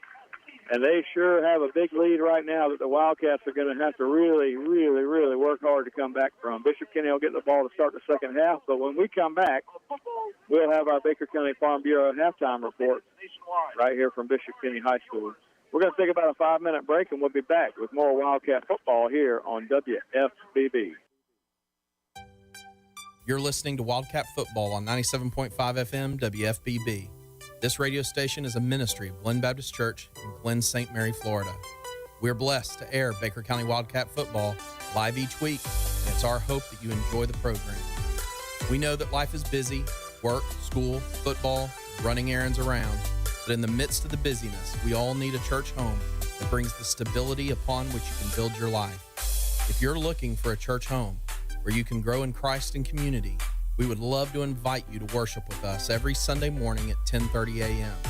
Check us out on our website at glenbaptist.org or on Facebook, where you can access church info and content and even watch worship services. At Glen, you get dynamic music, gospel-centered expository preaching, and a wonderful faith community.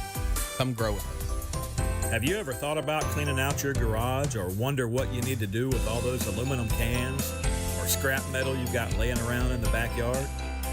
Well, look no further. You just need to load it up and head to American Recycling. Tim Hughes owns and operates American Recycling on Woodlawn Road in McClenny, Florida.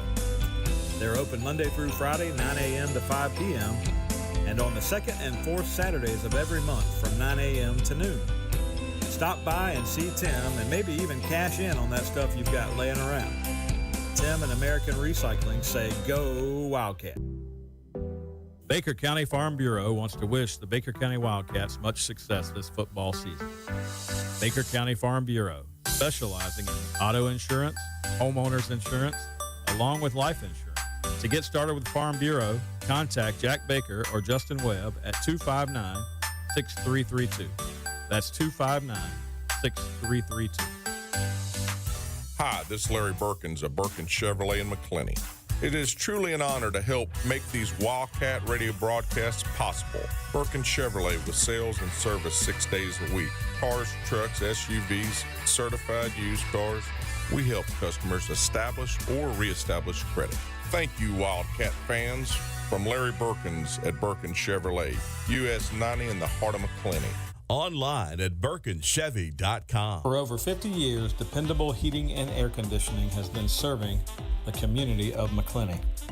They provide quality air conditioning, HVAC, and electrical work to the residents of McClenny and the surrounding areas. The phone number for dependable heating and air conditioning is 259-6546. Oscar and Susie Gray would like to say, go Wildcats. Again, that's dependable heating and air conditioning, 259-6546. Dual State Real Estate is a proud supporter of Wildcat football. We offer home and land sales as well as property management in Florida and Georgia. Come in for a free consultation and we'll show you how to get up to 16% more for your property. Mention this ad and we'll give you free buyer representation.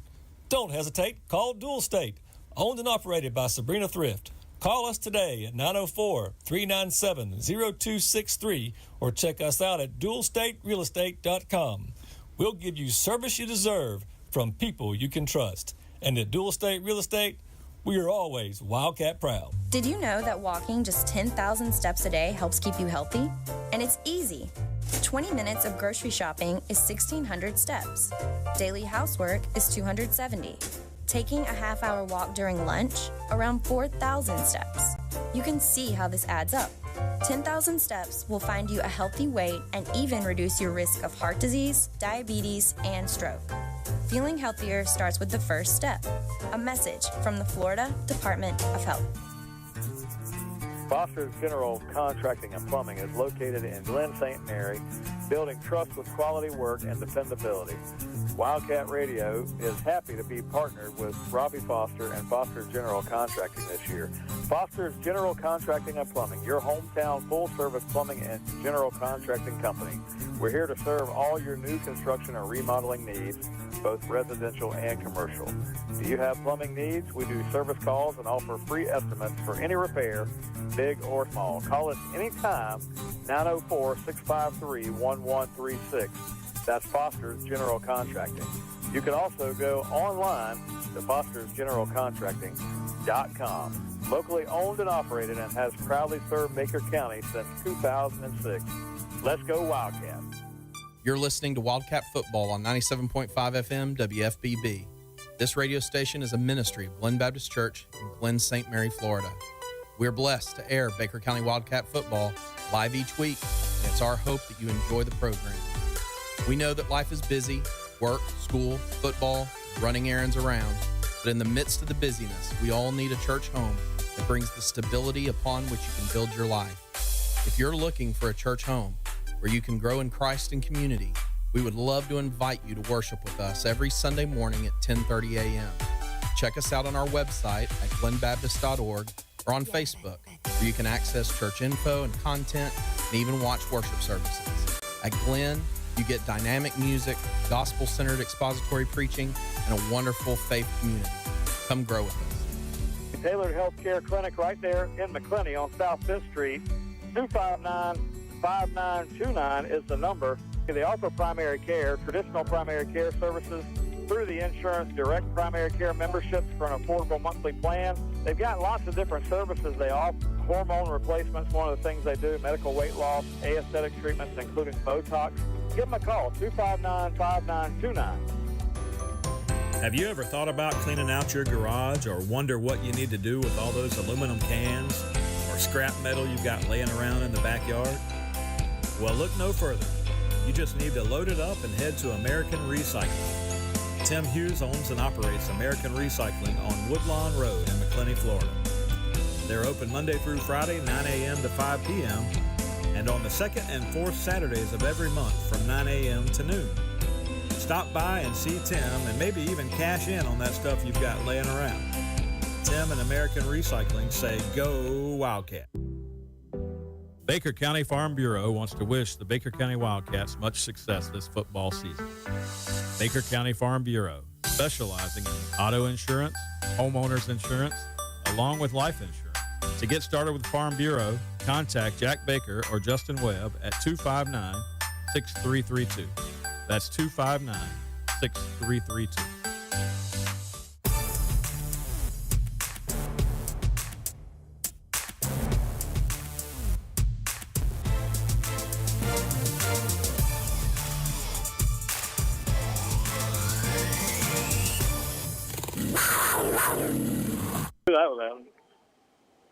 And we welcome you back here to Bishop Kenny High School, home of the Bishop Kenny Crusaders. First round 3A playoff matchup here between the visiting Baker County Wildcats and the home team, the Bishop Kenny Crusaders. And right now, 28 unanswered points to end the first half for Bishop Kenny. They take a 28-7 lead to the locker room. And Kyle, it's oh man, the Wildcats started out. We got a block punt from Taz Kinghorn, went in, scored a touchdown, make it 7-0. We had a little momentum, but Bishop Kenny came right back, got a big kickoff return, went in, scored, made it 7-7. But then from there, Bishop Kenny really sealed.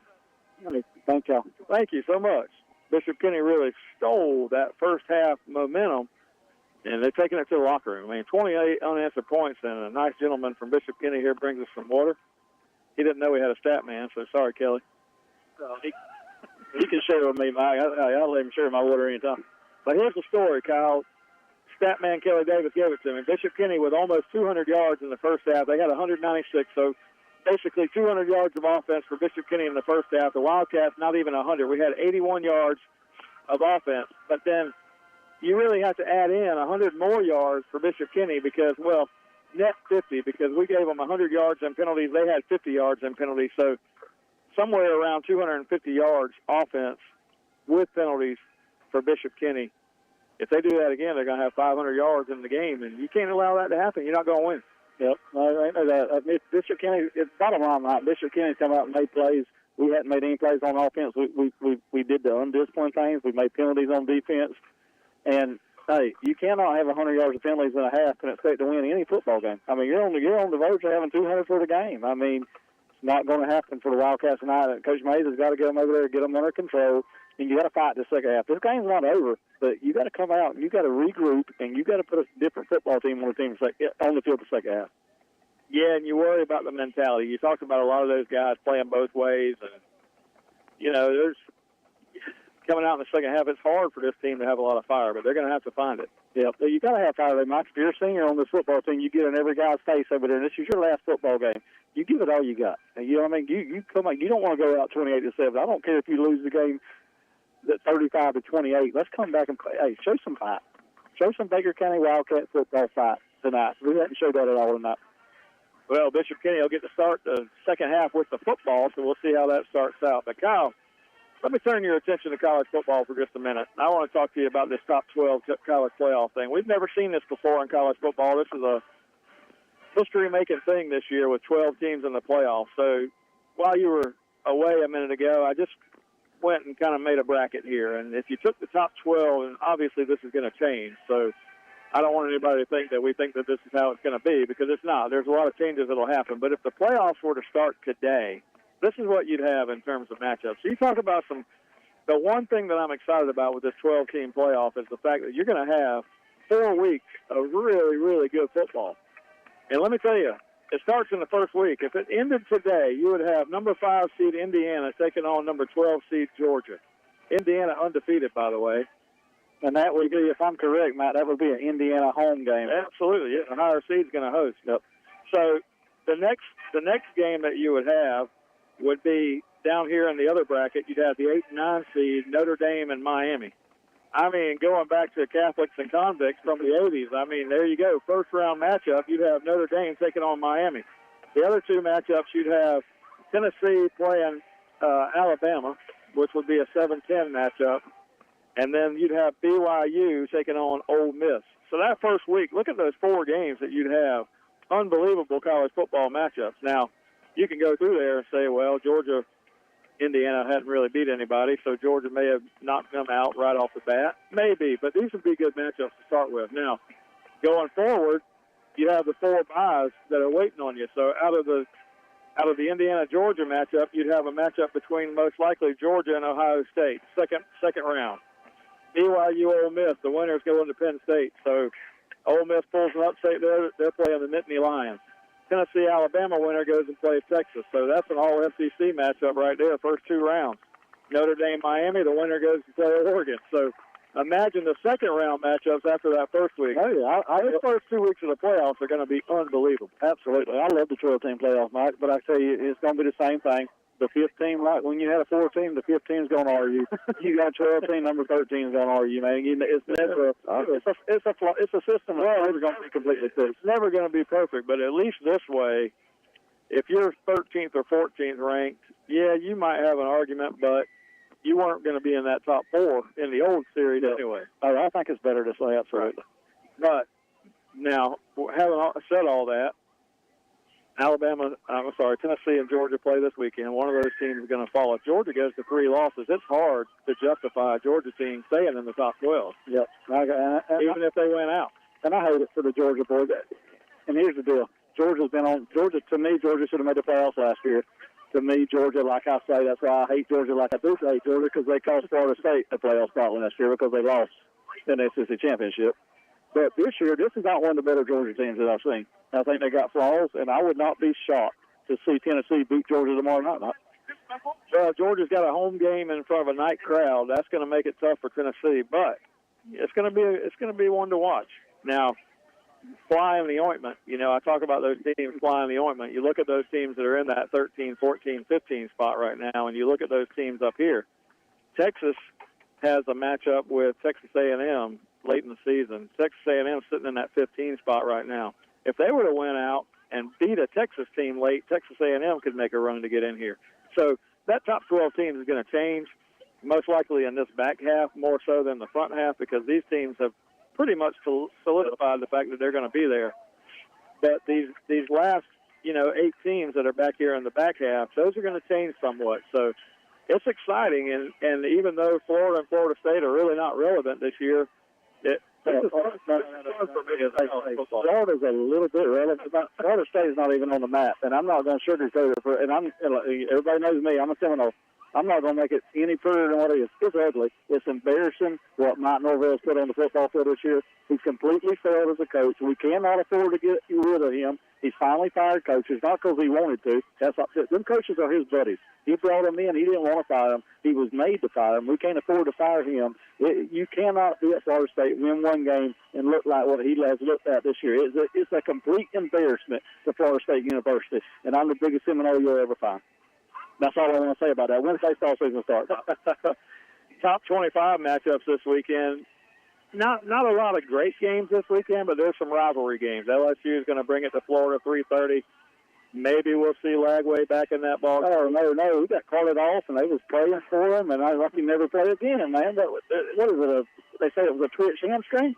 Yeah, something. We got making a movie over there or what? Tell me about that, Mike. I mean, let's talk about this for a minute. Well, I mean, I don't know what to tell you. I saw the same thing you did, and I thought based on the way that the injury happened and the way he was taken off the field that it would be a while before he was back on the field. Well, if ever.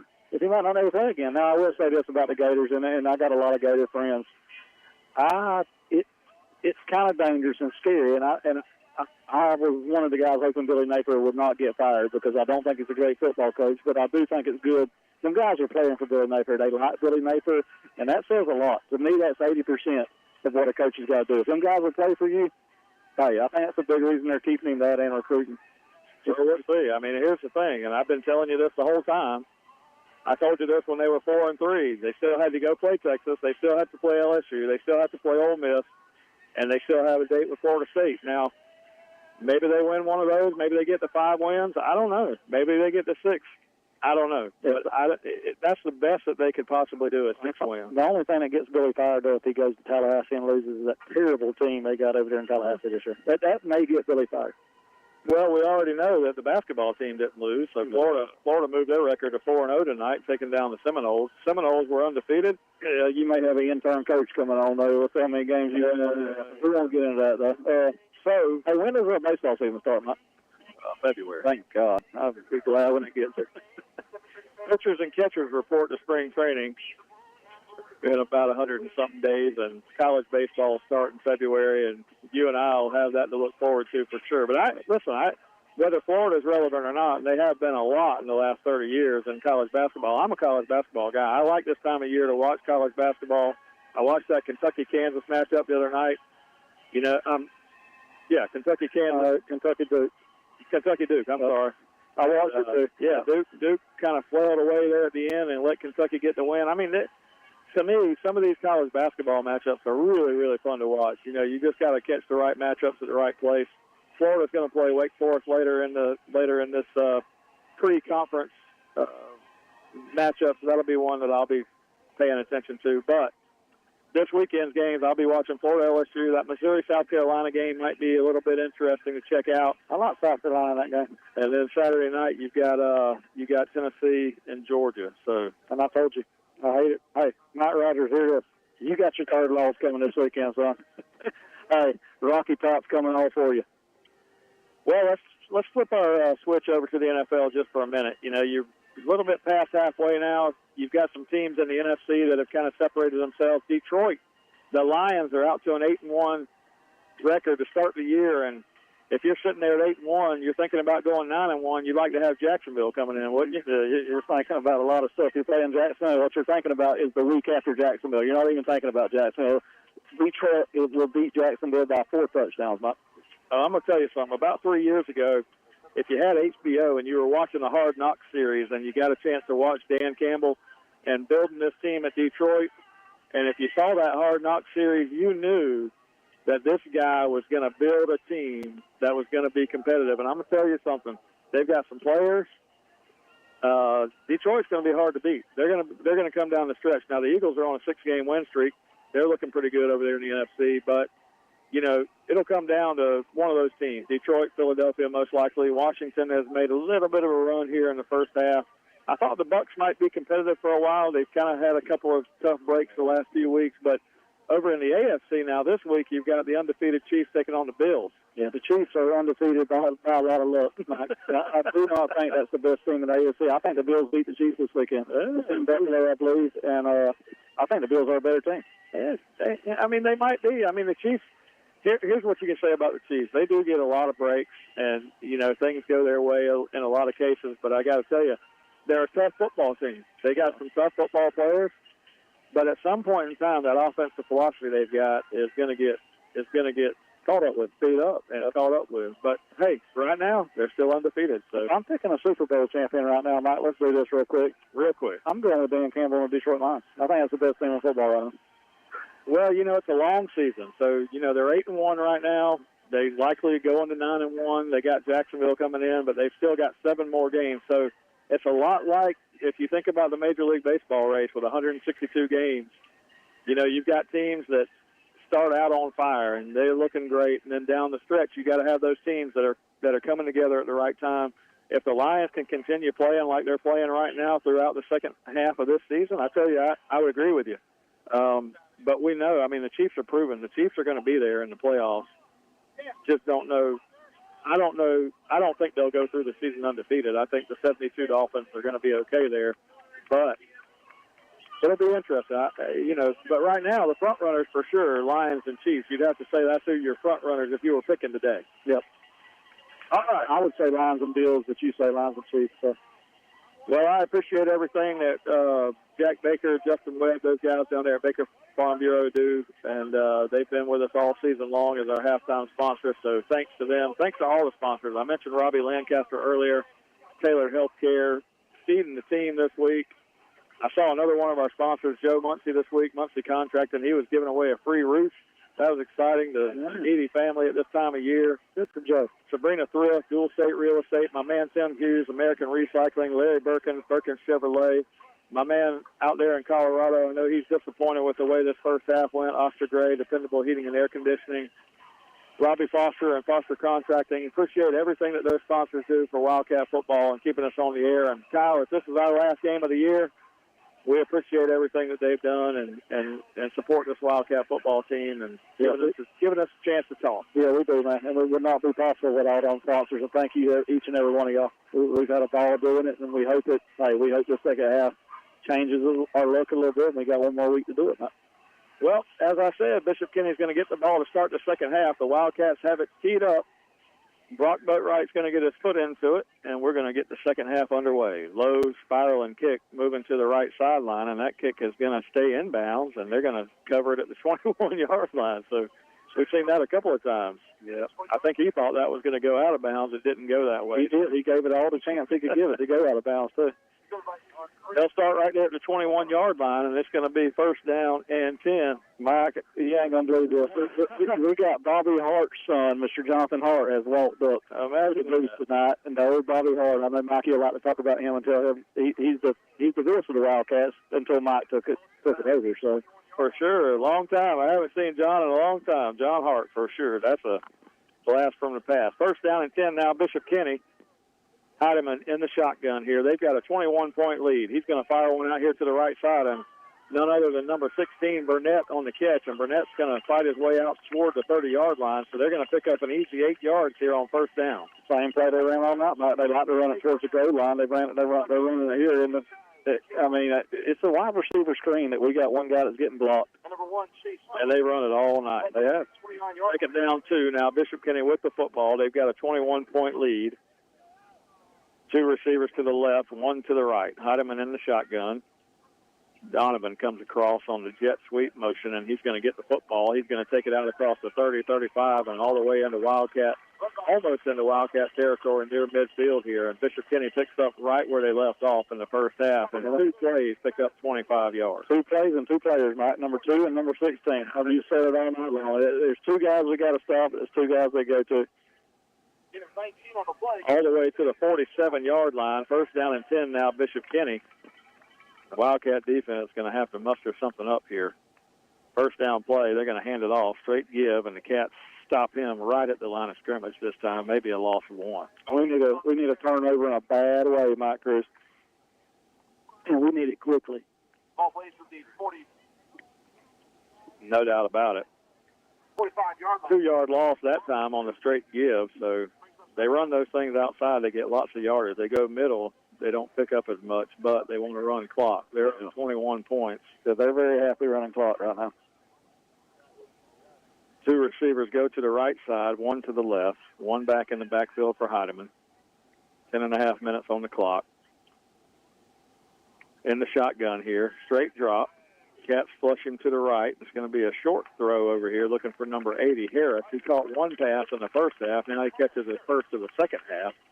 Very short game, though. It's going to be 3rd down and about 7. Ball plays for the 49. Yeah, we got to take a chance on defense in a minute, man. When they're throwing these little short passes, we got to take a chance and come across and try to pick one off. 3rd down play now. They need about 7 yards to keep the drive going here, starting the second half with the football and the lead. 28-7, Bishop Kenny. Yeah, they're bleeding the play clock down to about 15 seconds every time right now. Heidemann, straight drop. He's under pressure. Jeremiah Mitchell back there, and now he just fires one away to the sideline over here. And that's going to be a 4th down stop for the Wildcats here. They'll have to punt it away, and the Wildcats will get the football. So they did get the football to start the second half, but we stop them, and now the Wildcats going to have to do something, and they're going to have to do it in a hurry. Yep, good stop by the Wildcat defense to get off the field pretty quickly here. I mean, under 3 minutes, so you didn't waste much time, and we got a chance. We got to go score, and we got to score fast. Yeah, I mean, if you want to change momentum in a game, you've got to stop them to start with. That's been taken care of. Now you got to go do something. High punt, going to be angling toward the right sideline. Rhett Roden's going to watch it, and it's going to roll all the way down inside the 5. And as luck would have it here, Bishop Kenny is going to just coffin corner one here to the 1 yard line. My goodness. Yep. Yep. And that's the way this night's been so far for Wildcats, Mike. Anything that can possibly go wrong, it's went wrong. That ball hits at the 20 and rolls down to the 1 yard line. And hey, it looks like it's going into the end zone and takes a sharp right turn out of bounds at the 1. I mean, I can't even blame Rhett for not catching that one. I'd have thought that ball was going to the end zone too, Mike. First down now, Wildcats backed up all the way inside the 5 yard line, and not just backed up there. They're backed up on the scoreboard, 28-7, 9:33 to go in the ball game. First round playoff matchup in 3A here. Hudson Register in the end zone here to get the snap. Takes the snap, looking to throw, fires one left side, catch made. Looked like 16 on the catch over here for the Cats, and that's going to be a Robert Chick. A pass completion out near the, it's like out near the 10 yard line. Going to be 2nd down and 1. Pick up 9 on the play. Chick with the catch, number 16 for the Cats. Cats going to run some jet motion here. Chase Phillips has got it, and Chase Phillips, a shoestring tackle away from a huge run there. He gets a big run out across the 20 yard line, and that's going to be a first down for the Cats. So we moved the chains, and we've got something going. Yep, get Chase Phillips in space, man. You don't need but one missed tackle on that kid. We'll take it to the half. He's got blazing speed. It opened up there and looked like he might. First down play now for the Cats. Register in the gun. Another jet sweep motion going to the other side, and now a tackle made right across the 30-yard line, maybe the 31. That was number 11, Nick Williams, on the carry. I'll tell you something you notice about these Crusaders, man. They're not really big. They're not really fast, but they make tackles. Oh, they're in the right place. They make tackles. They don't make mistakes. Second down 5 now for the Cats. Register in the gun. Takes the snap. Inside handoff this time. I believe that's Kanias Williams, and Williams is going to fight his way out across the 35 to the 36-yard line. Good drive so far by the Wildcats. We got to hurry, though. We got 8 minutes and 30 seconds and counting, but we come off the 1-yard line. We're down to the 36, so we're moving the football. Ball placed at the 36-yard line. First down for the Cats out to the 36-yard line. Good for a Register now, 2 receivers. Going to hand the ball inside. That's going to be Kanias Williams again, this time going nowhere. Yep, that's one Register should have kept, man. The end crash, Register had the end. He keeps that ball, he runs for 20 yards, Mike. There's nobody there. At the backfield, number 58. Nothing doing on first down there. It'll be second down, call it along 8 for the Cats. 8:05 to go, third quarter. Cats need 21 points to tie this game. They got to start with 7 somewhere. Let's see if we can get it. Keyshawn, it is. He's got to run across the 50, inside the 45-yard line. Shoestring tackle again as one of the Wildcats gets free there and picks up a first down and a big run. So Keyshawn Kennedy puts the Wildcats into Bishop Kenny territory at the 43-yard line. Trying to go fast here. Wildcats give it to Kanias Williams, and Kanias Williams fights his way down to the 37-yard line. So the Wildcats going fast, a little tempo here, trying to catch Bishop Kenny off guard a little bit. Second down and 5 coming up. Register fakes the handoff to Kennedy, and he tosses one out there to Kanias, and Kanias is going to gain 1, maybe 2. Four-down territory all day long when you're down 21, so you're looking at 3rd and 3 here. Yep, 3rd and 3. You got, like you said, Mike, you got 2 downs to get 3 yards. Let's see what the Wildcats do. Especially where they're at on the field, at the 36-yard line of Bishop Kenny. Register in the shotgun. 2 receivers to the left, 1 to the right. Register with the hard count, trying to get Bishop Kenny to move into the neutral zone. They don't bite. Snap back. Keyshawn Kennedy with the carry. He's got it inside the 25, or inside the 35, down to the 30-yard line. And Kennedy's going to get another first down for the Cats. Ball placed at the 30-yard line.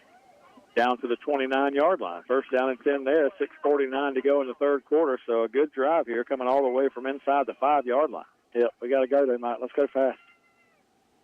Register in the gun, calls for the football, gives off to Kennedy, and Kennedy's going to be hit in the backfield. The ball comes out, but luckily Kanias Williams was there to pick it up. But out of all that, the Cats are going to lose about 4 yards on the play. Piper.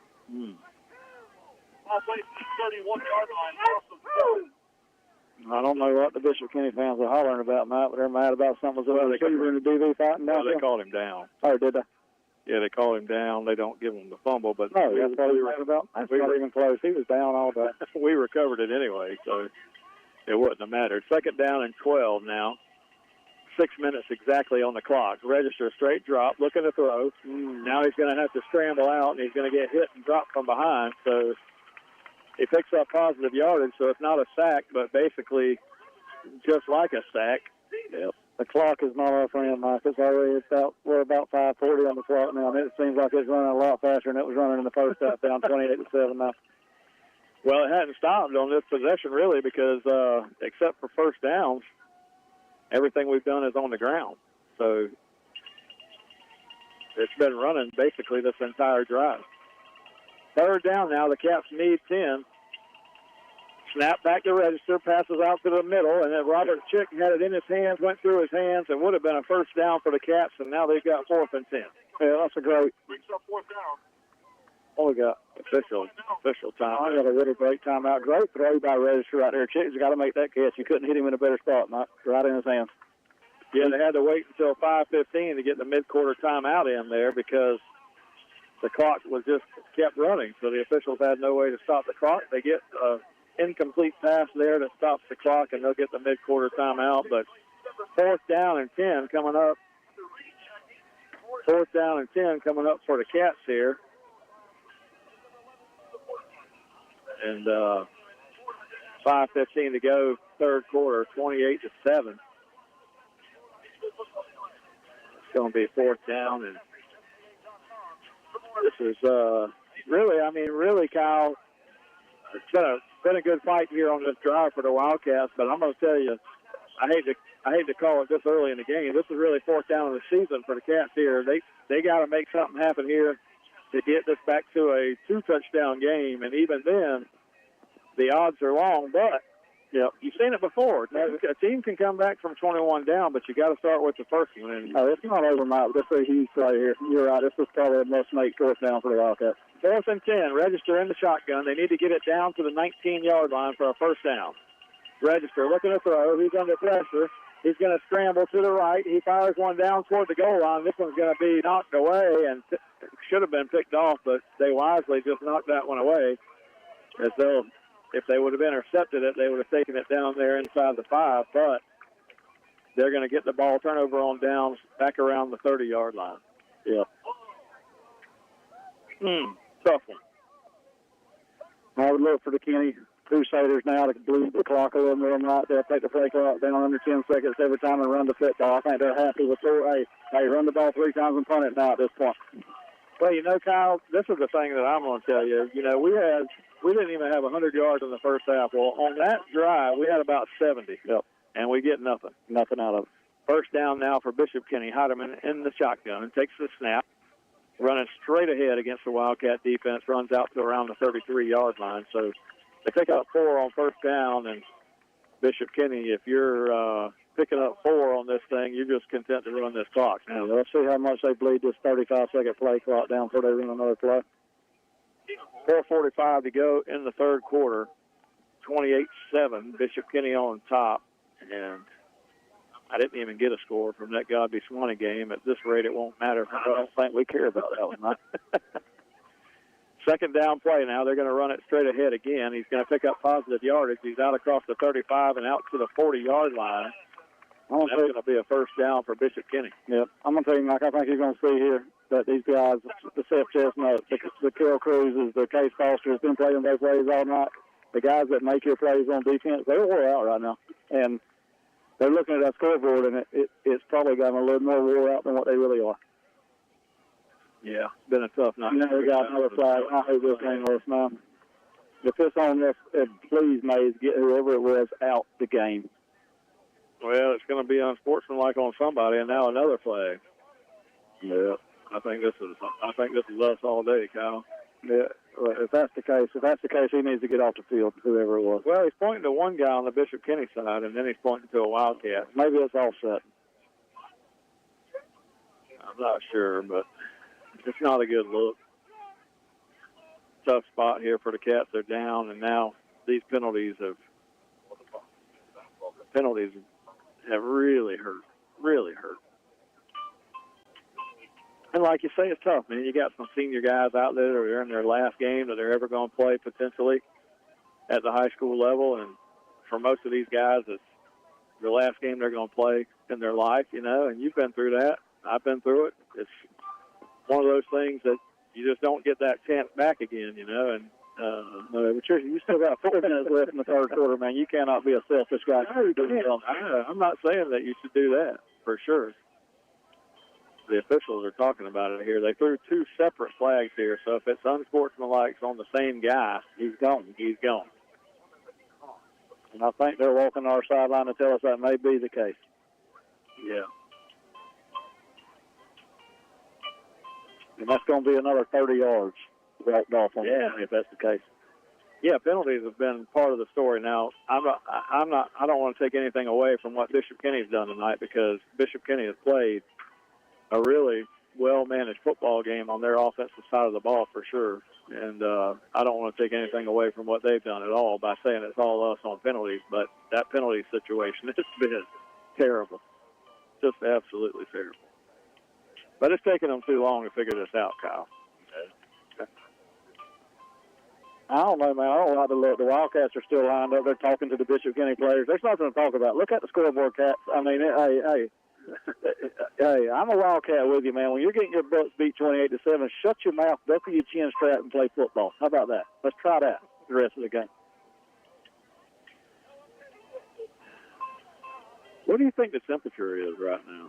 Oh, it was getting a little chilly up here. You got me over here on the top neutral. That breeze coming off that river. I'm glad I brought this long sleeve shirt. You're up here with no long sleeve shirt, Mike. I'm impressed. Well, I'll tell you a story about that. Personal foul against the Wildcats. Yeah. They're just calling it one dead ball person or run. Yeah, it was so bad they threw 2 flags, Mike. Kyle, I took a trip this week. For work, I had to travel up north. I went to Boston. I stepped off the plane there. I was wearing a short sleeve shirt there too, and I walked outside in Boston. It was 28 degrees. You went and bought you a sweatshirt. No, you just manage through it. That's why I'm sitting up here. You act like you're freezing, and it's just real cool. First down play, Bishop Kenny. Heideman's going to fake it and throw it to Donovan. And J.T. Donovan on the slant pass is going to go 45 yards and score a touchdown here. And I tell you what, man, they just took advantage of it. Right after the unsportsmanlike conduct, they said, hey, we're going for the home run here. And they did. Donovan on the slant pass goes all the way, and now Bishop Kenny's got a 34-7 lead. My goodness. And now you're getting that toward. You don't want to see your team quit, Mike. And for these Wildcat seniors, the Kill Cruises, you don't want to see. Hey, keep fighting to the end, man. Yeah, you hope they will. But I tell you, man, being down 35-7 now, I know it makes it hard on all of them. Extra point's good. Makes it a 35-7 ball game, and 4:06 to go in the third quarter. I tell you what, Kyle, let's catch our breath here and let's send it back to the station. And as I do that, I want to thank my buddy John Meadows and Corey back there at Glen Baptist keeping us on the air. And I mentioned all of our sponsors earlier. Radio for Wildcat football wouldn't be possible without Glen Baptist Church and the ministry that they have through 97.5 FM WFBB, and John Meadows, Pastor Chaz Rowland over there. We thank them for everything that they do, and absolutely, they do a great job. Corey, they take their time every Friday nights to put us on the air, and we appreciate it very much. Yeah, a lot of Friday nights. I was telling somebody today, from August till now, we've been doing this every Friday night. Well, those guys, they're just sitting there in a little room at Glen Baptist, and appreciate them keeping us on the air. Let's take a 2-minute timeout. We'll be back. You're listening to Wildcat Football on WFBB. Hi, this is Larry Birkins of Birkins Chevrolet in McClenny. It is truly an honor to help make these Wildcat radio broadcasts possible. Birkins Chevrolet with sales and service 6 days a week. Cars, trucks, SUVs, certified used cars. We help customers establish or reestablish credit. Thank you, Wildcat fans. From Larry Birkins at Birkins Chevrolet, US 90 in the heart of McClenny. Online at BirkinsChevy.com. For over 50 years, Dependable Heating and Air Conditioning has been serving the community of McClenny. They provide quality air conditioning, HVAC, and electrical work to the residents of McClenny and the surrounding areas. The phone number for Dependable Heating and Air Conditioning is 259-6546. Oscar and Susie Gray would like to say, go Wildcats. Again, that's Dependable Heating and Air Conditioning, 259-6546. Dual State Real Estate is a proud supporter of Wildcat football. We offer home and land sales as well as property management in Florida and Georgia. Come in for a free consultation and we'll show you how to get up to 16% more for your property. Mention this ad and we'll give you free buyer representation. Don't hesitate. Call Dual State. Owned and operated by Sabrina Thrift. Call us today at 904-397-0263 or check us out at dualstaterealestate.com. We'll give you service you deserve from people you can trust. And at Dual State Real Estate, we are always Wildcat proud.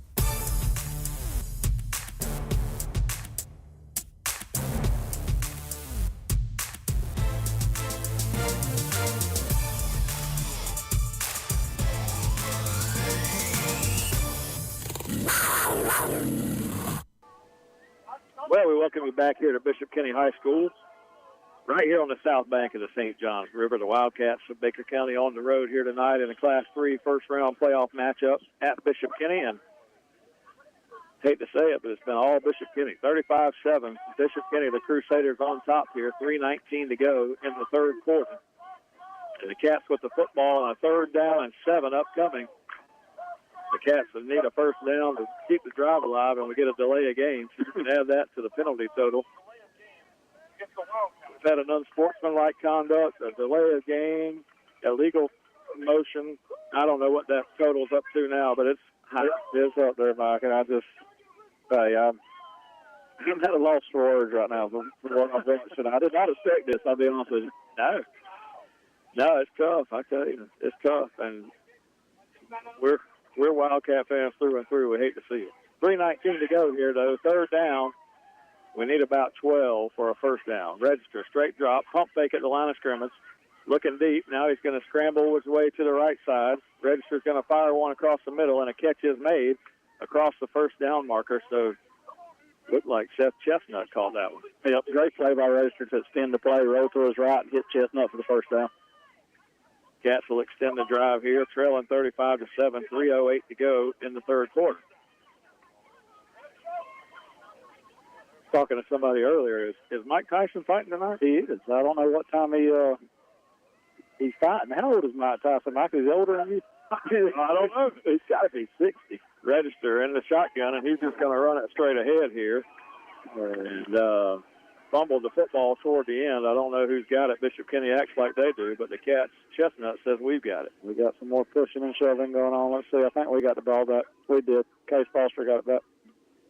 That was just a straight run for Hudson Register up the middle of the field, and he gets near midfield and picks up about 8 yards on the play. Tyson's 58. Did I hear that? That's what John Meadows just told him. 58 years old. So, yes, he's older than me, Kyle. Thank you. Well, a lot older than me. A lot, yeah. Yes. And he's out there fighting tonight in a boxing match. Yeah. Yeah. That says a lot.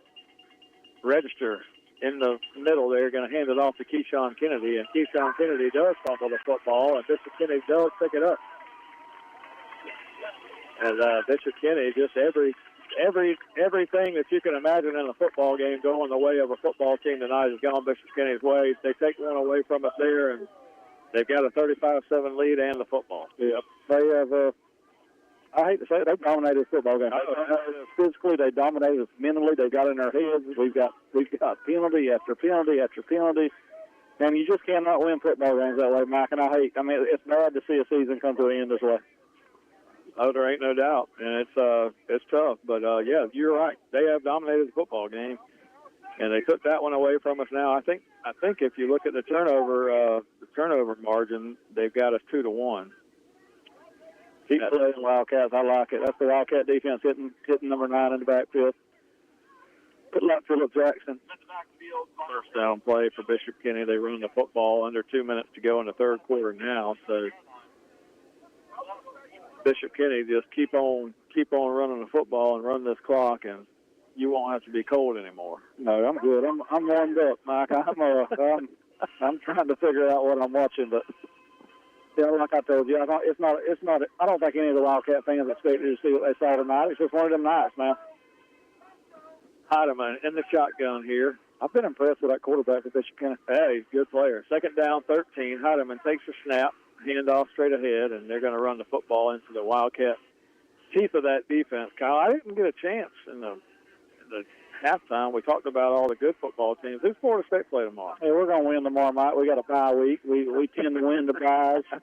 That's a Case Foster on other plays. I'm telling you, man, that kid, I don't know if I talked enough about Case Foster this year. To me, he's the battery of that defense, man. He's all over the place. And he's still playing right now. They're down 35-7. That kid's still playing like it's a tie ball game out there. He's been fun to watch all year. Hate to see him as a senior not come back for this football team. Pass to the right side this time. First time I've seen that pass to Donovan go incomplete since way early in the game, but that's an incompletion. And it'll be fourth down. They'll punt the football back to us. Somebody's down. Who is that, 21?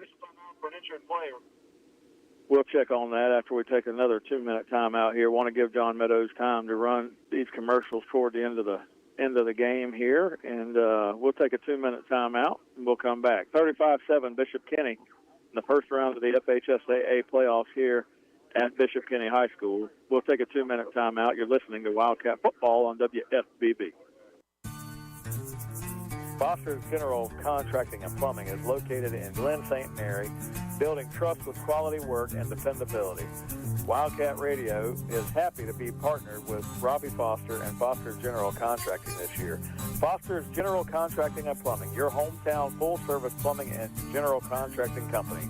We're here to serve all your new construction and remodeling needs, both residential and commercial. Do you have plumbing needs? We do service calls and offer free estimates for any repair, big or small. Call us anytime, 904-653-1136. That's Foster's General Contracting.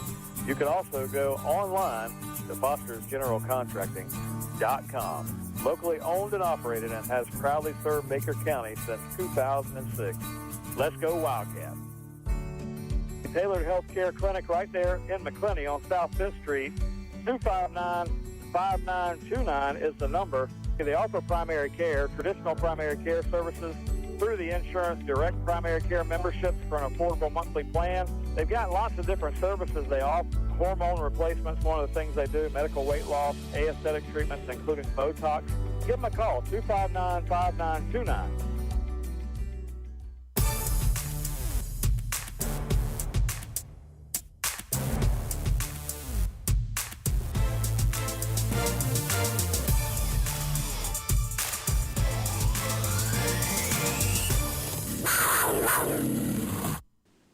A lot of reds down now.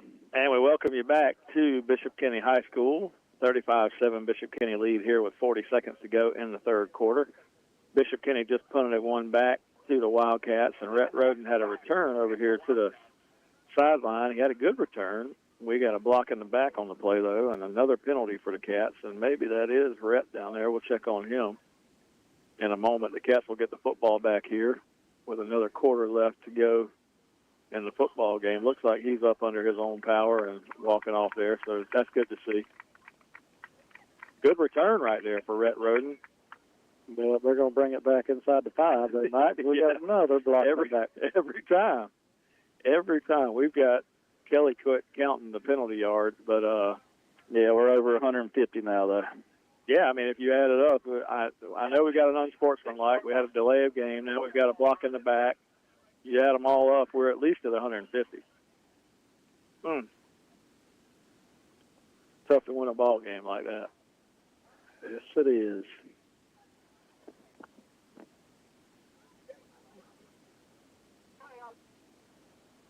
Wildcats defense able to get Bishop Kenny off the field this time, though, and force a punt. We haven't had that happen too many times tonight, I'll be honest with you. It's been tough. Guy that brought us a water, Mike, he's a Red Sox man. Yeah, he is. I'll have to show you some pictures from where I was in Boston this week. First down play now, Register takes the snap, rolls to his right. He's under pressure, scrambling out of there, going to run it back out across the 5-yard line. Not a lot of room to run there, and Register took a couple of big hits there on that run. Gain of 3 on the play. Have you watched the Netflix series on the Curse? The Curse? Have you watched that? Pretty good. Yeah. I got caught up in it the other night. I watched the whole thing. And a flag comes down again. Man. And this is going to be unsportsmanlike on Bishop Kenny. Finally. 15-yard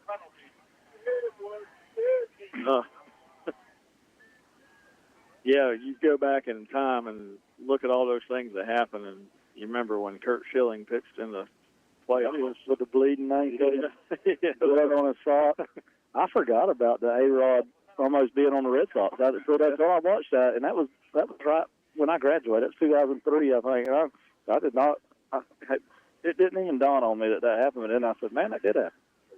Register fires one to the right side. Catch made there right along the line of scrimmage. Bishop Kenny with a quick tackle, and that's going to end the third quarter here. So we're going to take it to the fourth quarter. Bishop Kenny with a big lead, 35-7 over the Wildcats. Let's take another 2-minute timeout, John, and we'll come back and finish this game off in the fourth quarter. We'll take 2 minutes. You're listening to Wildcat Football on WFBB. You're listening to Wildcat Football on 97.5 FM WFBB. This radio station is a ministry of Glen Baptist Church in Glen St. Mary, Florida. We're blessed to air Baker County Wildcat Football live each week, and it's our hope that you enjoy the program. We know that life is busy, work, school, football, running errands around. But in the midst of the busyness, we all need a church home that brings the stability upon which you can build your life. If you're looking for a church home where you can grow in Christ and community, we would love to invite you to worship with us every Sunday morning at 10:30 a.m. Check us out on our website at glenbaptist.org or on Facebook, where you can access church info and content and even watch worship services. At Glen, you get dynamic music, gospel-centered expository preaching, and a wonderful faith community. Come grow with us. Have you ever thought about cleaning out your garage or wonder what you need to do with all those aluminum cans or scrap metal you've got laying around in the backyard? Well, look no further. You just need to load it up and head to American Recycling. Tim Hughes owns and operates American Recycling on Woodlawn Road in McClenny, Florida. They're open Monday through Friday, 9 a.m. to 5 p.m., and on the second and fourth Saturdays of every month from 9 a.m. to noon. Stop by and see Tim and maybe even cash in on that stuff you've got laying around. Tim and American Recycling say, go Wildcat.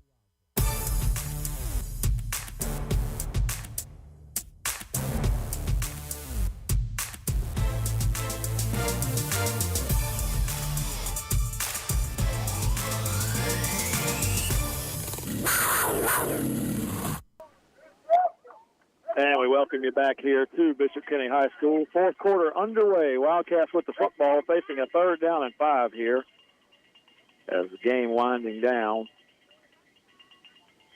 Hudson Register in there at quarterback. Snap back to him. Keyshawn Kennedy's going to get the carry, run it straight ahead, close to the first down marker.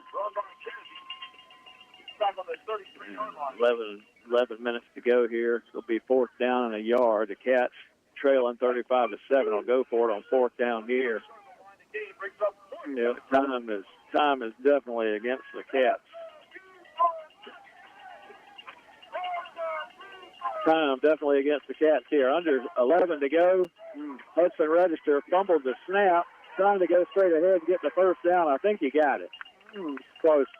He stretched the football out near the 35-yard line. It was definitely close. Had he not fumbled the snap there, probably wouldn't have been close, but I think he's got it. They're going to have to bring his hands out for this. It's very close. Update, Mike, for tonight. The Bradford County Tornadoes are beating the Villages. Is it the Villages? Yeah. 20-0 in the 3rd quarter.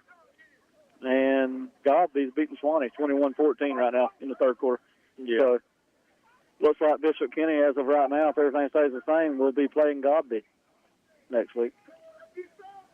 Yeah, and Godby would be the higher seed, so Bishop Kenny would have to travel out to Godby. So be interesting to see who wins that game. But for Wildcat fans listening in, I don't think most people listening in really care. And he did not get the first. They were short. I don't know why they couldn't see that from the other sideline.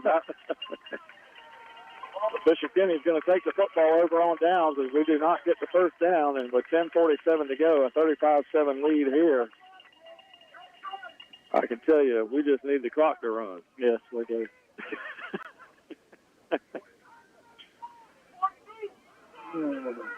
I'll tell you, these singers, from the Seth Chestnuts and the Kel Cruz and the Fosters, man, you want to see these kids. These kids have brought a lot of wins to this Wildcat football program. You want to see them keep fighting here, and they're still out there, Mike, and I don't have any doubt they're going to keep doing it. Taz Kinghorn, is this singer too? I think he is. Yeah, for Coach Kevin Mays, man, I tell you, I like Coach Kevin Mays. He is a good guy, and he's brought a lot of wins and a lot of playoff appearances to this Wildcat football team over the last few years, and I hate to see it for him. You know, he's had injuries he's had to deal with this year. He's had just some tough luck, and you know, and you're going to have years like that as a coach. There's coaches that have years like that, but Kevin Mays, good guy, and he's deserving of a better end to the season than this for sure. No, absolutely. But then like I say, these kids that he's got out here, and I know he feels for them. These seniors, oh, I mean, they brought a lot of wins. They've won a lot of football games together. Oh, you know it. You know it. That's the worst part about these football seasons, Kyle. There's always there's always a beginning, but there's always an end. It is, and I tell you what, the older you get, you don't ever realize that at that age, how quick it goes. It does. The older you get, time flies. But I mean, at that age, it feels like a day's forever. Second down coming up for Bishop Kenny. It's going to go under 10 minutes to go in the game on this drive. Heideman's going to fire one out here, and the catch is made on the near sideline. And if I told you a number that called it, Kyle, would you pick 2 or 16? No, I'm going to be seeing 2 and 16 in my dreams tonight. They are all over this field.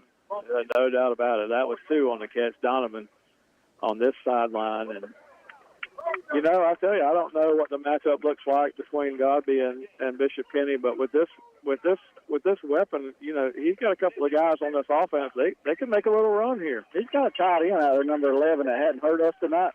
But I'm telling you, he looks like Antonio Gates out on the field. He is a big dude, and they've tried to throw it to him a couple of times, and we've covered him pretty well. But this Bishop Kenny team can be dangerous in the playoffs now.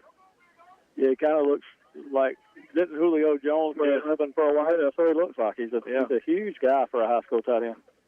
First down and 10 for Kenny now at the 24-yard line of the Cats. They're going to run it to the left sideline here, pick up a 2 yards. So Jamari and Dean out there making some plays, I think. 18 for the Wildcats. He is a sophomore, I believe. That's Davion's younger brother. There you go. Gain of 3 yards. 3-yard gain. The worst thing about that play was it went out of bounds and stopped the clock. Yeah, that's another thing, Coach Mays. In the beginning of the season, we lost Davion Dean, which was going to be our quarterback, I think, and probably safety and play all over the field for us. We lost him to a knee injury. I mean, we've had a rash of injuries this year. That's bad luck's got us a little bit, but hey, that's football. Second down play now. Heidemann takes the snap in the shotgun, looking to throw, fires one out there, catch is made.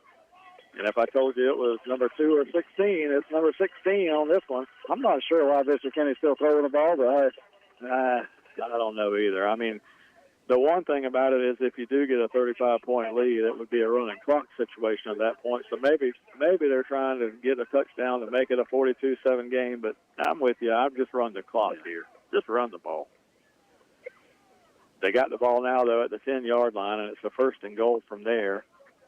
So if they do score the touchdown, they could break that 35-point mark. And for me and you, it would make things a little. Well, for you, I've got a long sleeve shirt on. You're getting cold now, I can tell. Oh, no. Straight drop here for the quarterback. Fires one to the end zone. And if I told you it was 2 or 16, would you believe me? Touchdown for number 2. That's J.P. Donovan, and he's been all over the field. But are they calling it back here? I don't know if they're going to call me down. SRM on a push-off there. Let's see. Touchdown is good, and they're going to call holding on the defense. So he catches the touchdown pass with the hold. Yep. If I'm going to hold him, he's definitely not going to catch the touchdown pass on him now. So he says they will enforce the penalty on the kickoff, take the touchdown, and they'll just go for the extra point here. So everybody in the stands looking for him to make this and make it a 35-point game, which is not something that you like to see. Snaps down, the kick is on the way, and the kick is going to be good. 42-7, Bishop Kenny with the lead. 9:08 you go in the football game, and John Miller, I'm going to give you one more chance. We'll take a 2-minute timeout here, and we'll come back to wrap this thing up from Bishop Kenny High School. The Cats on the losing end tonight, 42-7 to Bishop Kenny. We'll be back. You're listening to Wildcat Football on WFBB. Baker County Farm Bureau wants to wish the Baker County Wildcats much success this football season. Baker County Farm Bureau, specializing in auto insurance, homeowners insurance, along with life insurance. To get started with Farm Bureau, contact Jack Baker or Justin Webb at 259-6332. That's 259-6332. Hi, this is Larry Birkins of Birkin Chevrolet in McClenny. It is truly an honor to help make these Wildcat radio broadcasts possible. Birkin Chevrolet with sales and service 6 days a week. Cars, trucks, SUVs, certified used cars. We help customers establish or reestablish credit. Thank you, Wildcat fans. From Larry Birkins at Birkin Chevrolet, US 90 in the heart of McClenny. Online at BirkinChevy.com. For over 50 years, dependable heating and air conditioning has been serving the community of McClenny. They provide quality air conditioning, HVAC, and electrical work to the residents of McClenny and the surrounding areas. The phone number for dependable heating and air conditioning is 259-6546. Oscar and Susie Gray would like to say, go Wildcats. Again, that's dependable heating and air conditioning, 259-6546.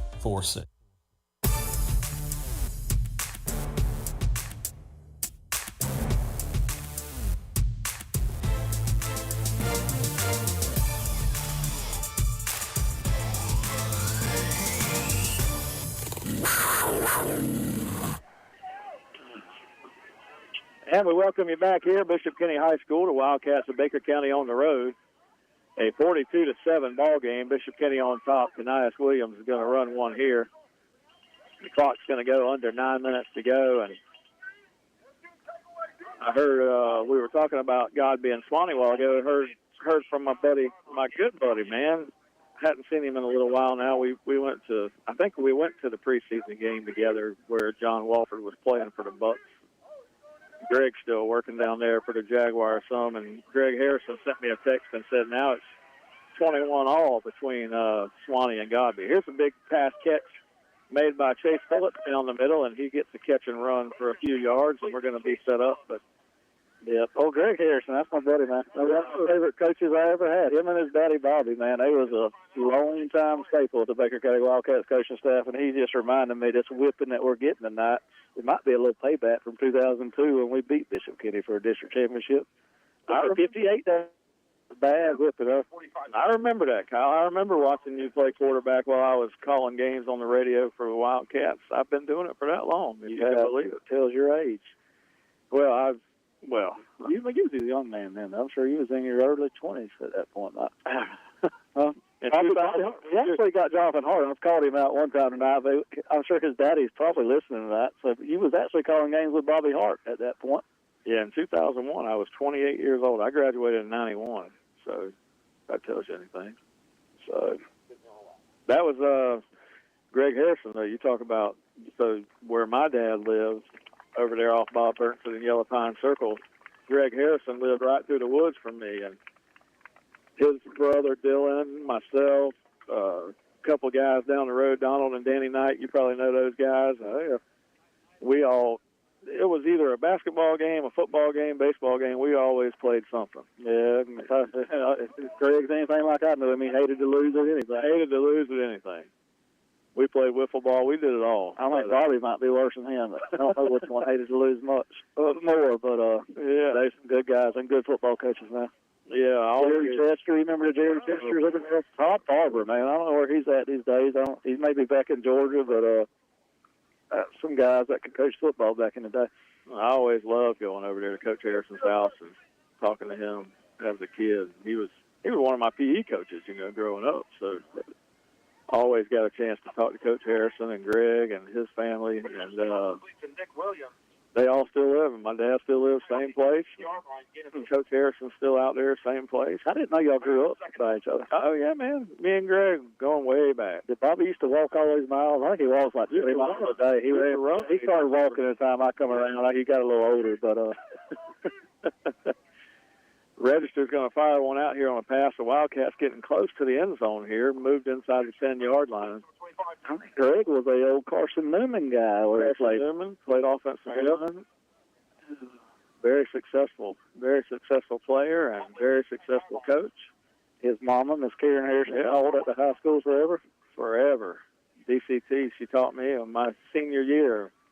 Yeah, that was my favorite year. You got to go to school for half a day and leave. I was never in DCT, Matt, but I thought I was. I mean, I went half a day most of the time. 7 minutes to go, and 42-7 Bishop Kenny Wildcats knocking on the door here, and I know we're getting away from the football game. Yeah, let's try to reel it back let's get back into it. Second and goal here. Register in the shotgun. Going to look to run to the right. Now runs back to the middle. Register looking for pay dirt, and he's going to get close to the end zone. Did he get in? A little Not short. quite. Not quite. Third down play coming up. thought when we hit that 35-point threshold it was going to be a running clock, but it hasn't turned into that. But the outcome of this game is not in doubt. The Wildcats would be hard-pressed to come back from a 42-7 deficit, but they will try to put this one in the end zone. And they ran it up the middle this time on 3rd and goal, and it's going to be stopped at the 1-yard line. The Cats trying to score here late. Can't get it in just yet. 4th down. It'll bring up 4th down and goal. Yep, 4th and goal, 6 minutes. Clock still running. Let's see what the Wildcats do here. Well, 5:58. 20 seconds on the play clock. Was it 4th and 3, Mike? No, it's 4th and goal. It looks like. Hand off to the middle again, and the Wildcats are going to take it into the end zone for a touchdown. So 42-13 now. The Cats put 6 points on the board, and Brock Boatwright will get a chance to kick another extra point. Disappointing night for all the folks from Baker County. Looks like we had a bunch of them that They packed the stands over there on the visiting side. They kicked me and Mike over to the home stands. The clock's running now, though, Mike. So maybe they skipped some of the time back. They didn't run a while ago. Yeah, maybe they talked the clock into doing it. So anyway, Brock Boatwright's going to add the extra point, makes it a 42-14 ball game. Clock running here, so we won't have a lot more time, John Meadows. I'll let you know that the game with the running clock here toward the end, the game's going to stop again. With the running clock here toward the end of the game, it'll get over pretty quickly. Yeah, I hope it does, Mike. For these Wildcat seniors, though, man, let's like I said, we've called them out a few times tonight. I hadn't mentioned all of them by name, but it's been a great senior class with a lot of wins for these Wildcats. So them and Coach Mays together, they both had it. I mean, we've had a lot of good victories on the football field. I mean, you can't let one game define you. Hey, tonight wasn't our night. I mean, we didn't come out ready to play. Bishop Kenny played good, and things went their way, and then we never could really get the momentum to go our way tonight. But these guys have put a lot of effort towards their Baker County football careers, and we all applaud them for that. Yeah, for sure. I mean, you know it. We're Wildcats through and through, and this was a tough night for us to endure. The last couple of weeks have been tough for the Cats, and, you know, it's a mixture of injuries and just some things that just didn't go the right way, and it's been a tough end of the season for the Cats this year, but they'll come back stronger than ever next year, and we'll be ready to go with another Wildcat football season, but stick around and support these Cats. You got basketball season coming up out there at the high school. Get out there and see some of these games, and then you'll have baseball season later this year. So get out there and support Wildcat athletics. So I tell you what, it's always good and good time, and definitely want to support these Cats in all sports. Yep. You got to be basketball coach this year. I think you got Dwayne Finley taking the helm in Baker County. So we'll see what they got on the court. All right, we got 4.5 to go here. So Kyle, after the loss tonight, the Cats are going to move to 5-5 on the season, and it'll be a long off season for Coach Mays. I know he'll be ready to get back on the football field next year and get going. But tough one here, Bishop Kenny. We wish them the best of luck as they head on down the road. Greg Harrison told me it was 21-21 that Swanee Godby game, so not sure which one of those teams they're going to play yet. You know, we talked to the Swanee coaches back over there when we were in Live Oak this year, and they wish they had another chance at Godby because they had same situation as we did. They turned the ball over several times and ended up losing the game that they felt like they should have won. So they got it, Mike. Yeah, let's see what they can do with it tonight. I guess Bishop Kenny would host if Swanee won tonight. If Swanee wins, yeah, Bishop Kenny would host for sure. If Godby wins, they'd have to travel just like us. So with the running clock here, this game is going to get over pretty quickly, 42-14, and now Bishop Kenny has changed some personnel. They put some backup guys in here, and they're going to run this clock and run this thing out and quit throwing flags. We're down under 30 seconds to go in the game now, so the game's going to be over pretty quickly. I want to thank John Meadows, Pastor Chaz, and all those guys back at Glen Baptist. I want to thank, I've mentioned all the sponsors earlier, and thank them for all that they've done for Wildcat football along the way. And Kyle, your final thoughts on the season? Like I said, don't let this one game define you, Wildcat. Hey, we had a bad night tonight. This football team has some ups, has some downs this year, but hey, they didn't never quit fighting, man. For these seniors, thank you for what you did for these Baker County, for the fans, for everybody, man. Mike, to you, thank you for bringing me on the radio this year. I've enjoyed it, man. And hey, there's better days ahead for all these Wildcats. They don't, like I say, this is just a football game tonight. We lost, but it don't define what our season was or what these guys are about. Don't define their character. So, hey, keep moving forward and keep pushing forward. That's right. Bishop Kenny's going to win this one 42-14, and we're going to get one last play here, I think. They'll snap it and just run the football here, and that's going to do it. We're going to send it back to the station and my buddy John Meadows. Wildcats lose tonight, 42-14, and that'll wrap us up here from Bishop Kenny. We'll talk to you next season, everybody.